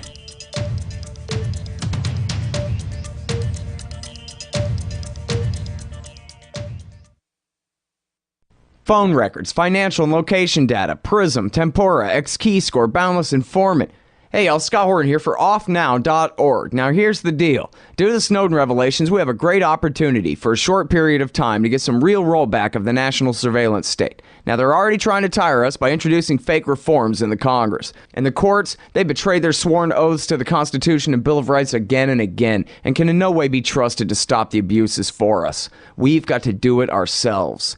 How? We nullify it at the state level. It's still not easy, but the Off Now project of the 10th Amendment Center has gotten off to a great start. I mean it. There's real reason to be optimistic here. They've gotten their model legislation introduced all over the place, in state after state. I've lost count, more than a dozen.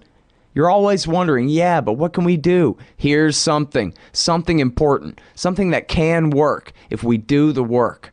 Get started cutting off the NSA support in your state. Go to offnow.org. Is oral health important to you? If you don't like your own teeth, fresh breath, or kissing people, then by all means stop listening. Several years ago, I met Jessica Armand, founder and CEO of My Magic Mud, and I became passionate about the product that she created and never want to live without it. It's clinically proven to whiten teeth, but I find it does much more. They want you to love My Magic Mud as much as I do, so they're giving you a money-back guarantee plus 20% off. Go to mymagicmud.com and use coupon code FTL20 at checkout. mymagicmud.com, FTL20. There are lots of ways to listen to Free Talk Live. Our podcast has been around since podcasts began, and now the FTL feed is loaded with content besides our full show archives. Did you know that we make it easy for you to customize your podcast subscriptions? We have different feeds, one that includes only our full shows, one with just the Daily Digest, and our main feed that includes everything. You decide what you listen to. It's quick and easy to customize your feeds at feeds.freetalklive.com. That's feeds.freetalklive.com.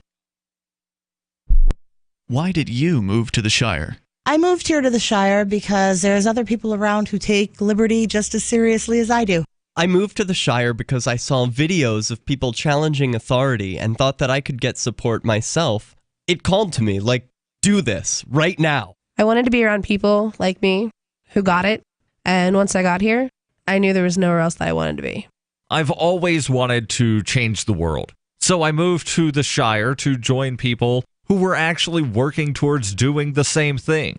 The people here are awesome, loving, and positive. It was for the adventure and for the feeling of something important is happening here, and I just wanted to come to sort of be part of that. Visit ShireSociety.com to read and sign the Shire Society Declaration and learn the reasons why, if you love liberty, you should immigrate to the Shire. Plus, connect with others via the forum at ShireSociety.com. That's ShireSociety.com.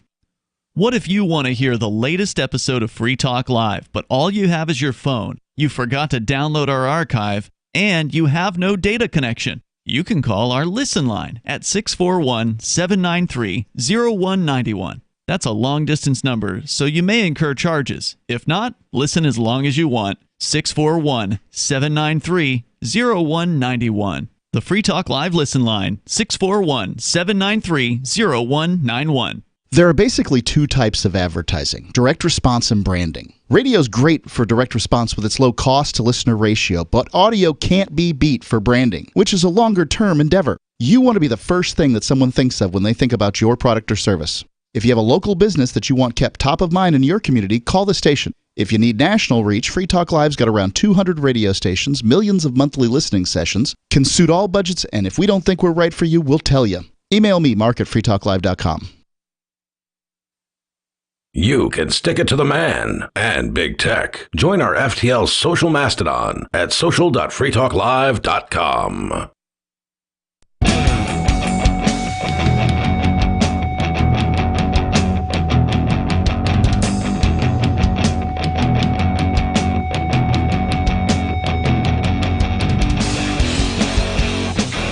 And we're back.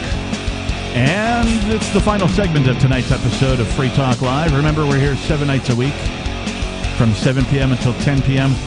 Some of you may be listening to this program outside of those hours, and if you are, that's because the radio station you're listening to us on has decided to play the show not during its live hours. But if you want to call, you must call between 7 p.m. and 10 p.m. Eastern Time. Earlier is better. Usually the lines aren't as jammed up, so 7 p.m., 10 p.m., 7 nights a week, freetalklive.com. Should we do a speed round? Speed round. Okay, so speed round. Let's do a little different speed round. I'm going to read a headline. We're going to make some assumptions without reading the articles. You give an opinion. I'll give an opinion. We move on. Okay. All right. So, from Reason.com. Border Patrol launched a surveillance blimp over Nogales, Arizona. Town officials didn't know. Residents of Nogales are now under the gaze of around-the-clock surveillance craft. Unsurprising. Border Patrol in southern states. Right, I'm against it, obviously.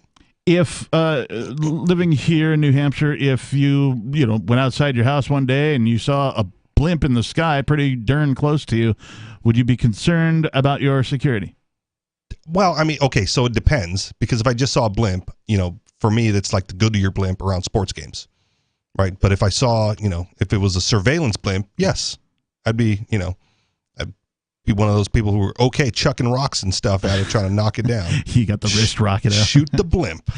I did read this article. It was in my show prep, so I know a little bit more, and that is to say, I didn't know, but this is now the 17th surveillance blimp that they have deployed along the Mexican border that can very easily surveil anybody who are in these border towns where they deploy these things. Right. So when it comes to the border control, I'm obviously against it. But there was the other article that came out several months ago about the Border Patrol on horseback, like whipping the migrants. You remember seeing this? I do, yeah. And that was fake news, right? Like they weren't actually whipping the migrants. Okay. So I have to take issue with the news reporting because they were playing it off as if it were something that it was not. I got you. Yeah. And so there's so many other things that the Border Patrol is doing wrong that we can, be mad at them for, that we need not resort to fake news. Hey, something the border folks used to be in charge of was the kids in cages. Yeah. But they're not in charge of that anymore because they were all moved to military facilities, and they're still there, by the way. Getting their kill switch implants. Near as I can tell, and nobody, folks can't get into these military installations to do follow-ups. The only reason we know that it was still going on is because we covered a story here on Free Talk Live where one of the kids did finally, he jumped a fence and got out in the middle of the night or whatever, and Can we get AOC to go cry in front of one of the fences at the military facilities? Alexandria Ocasio-Cortez. Anyway, speed round continues. Also from Reason. New Japanese law makes online insults a jailable offense. Dedication to free speech is in short supply around the world, with Britain and Canada previously considering similar bills. I also read this article, and I can tell you that the jailable offense part is a year in prison. Also, there's a fine component. It's around $3,000 USD. Okay. I mean, obviously, again, against it, but we already, take it for what you will, but Chris Cantwell is sitting in prison for saying similar things that, and sitting in jail for more time. And how many times have we covered a story here on Free Talk Live where somebody got arrested for posting something on their Facebook or their Twitter? Right. So unsurprising, but if you're already getting jailed for more than that for saying stuff online, in America, 1 year in Japan, whatever. Yeah, if you read a headline like this and you think it can't happen here, it's already happening here. It's already happening. Moving right along. Las Vegas, you brought this one. Las Vegas hotels to offer first ever VR porn delivery robots as part of room service. Help is at hand. Is that a joke? Help is at hand for lonely hotel guests as Las Vegas resorts. Thanks to a VR porn delivery robot, it brings a sanitized headset with the latest immersive adult movies direct to your room. I mean, when HD TV isn't good enough, I mean, I'm for it, right? This is the capitalism and pornography always moves technology forward. This is true. So technology or porn did save the internet because the internet was at sort of a crossroads, and all of a sudden, porn was the practical application. They were free of the regulations and all of that kind of stuff, and they were like, hey, we can make this happen. Porn ends up being the practical application for a lot of emergent technologies. Yeah.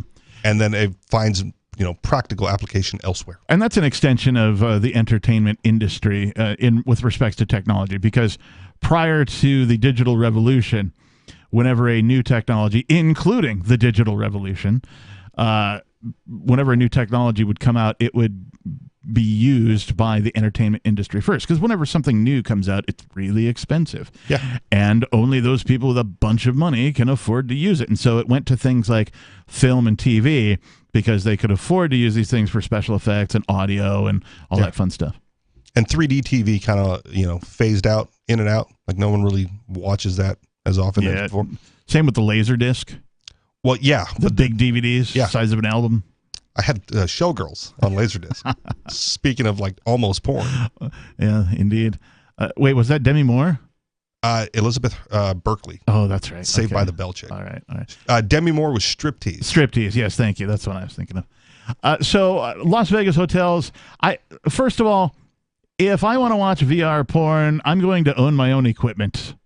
But you're traveling to Vegas on a trip, you're going to pack your VR porn headset with you in your luggage? If I'm traveling to Vegas for a trip, no, I'm not going to pack my VR porn set in my luggage. You can just go with the bank, the memory bank? No, in Las Vegas, you can just take an Uber a few minutes away to one of these ranches and have the real thing. Okay.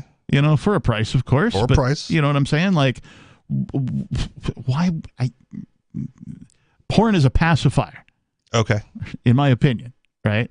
For the real thing. I'm not going to leave my hotel room and drive all that way if I can get the similar experience right on my eyeballs. You go out and you have some drinks, and then you get an Uber. All right. You don't have to, So anyway, what I'm saying really is about the equipment. They say it's sanitized, but how do you know? Okay. Well, okay. How do you know some other schmuck, didn't, and I don't want to touch that. Come on. How much of it's actually going to get on the visor, though? I mean, these things can get sloppy from time to time. That's all I'm saying. All right, moving right along. What do we got? Friends at first sniff. People drawn to others who smell like them. And that's why I wear Axe Anarchy body spray. Let me ask you a question. Let me ask you a question. About your Axe body spray. Is it really called Anarchy? Yeah. I happened by it one day in the old Walmart as I was perusing this thing, and I couldn't not buy it at that point, right? What else is the anarchist supposed to smell like? Okay, sure. Well, I don't know where else. Where do you shop for deodorant? Online. Okay. Yeah, and I buy it by the case. So I buy once every couple of years. Okay. I just buy the same flavor, if you will, and if you want to attract more anarchists, start smelling like anarchy. But Is that real? Is that how it works? It's a study. Okay, but just because there's a study doesn't mean that's how it actually works. Hey, here we trust the science. Is this Fauci endorsed? I have no idea. He is the science, by the way. He is I am the science, said he. I don't understand. I know that there is something to be said about pheromones and stuff like that. Yeah. Right.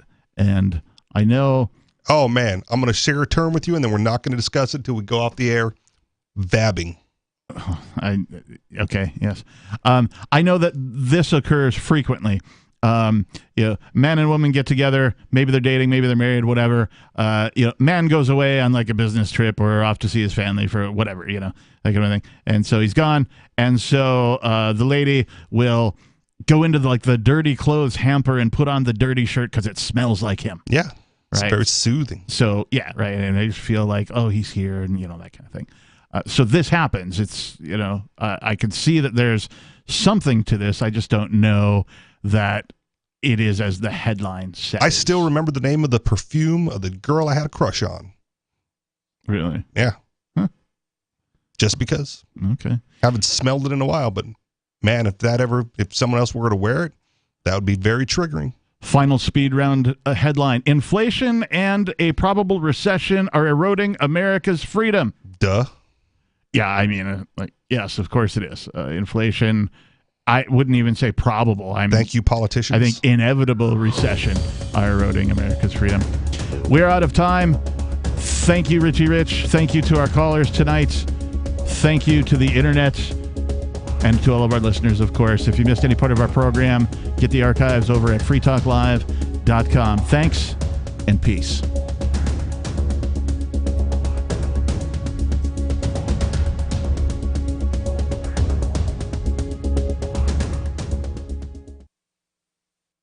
Are you tired of governments murdering people around the world? Stop using their money. There is an alternative. Bitcoin is a stateless free market non-political currency. Bitcoin cannot be inflated or controlled by any government. By using their money, you are helping the state. Stop doing it.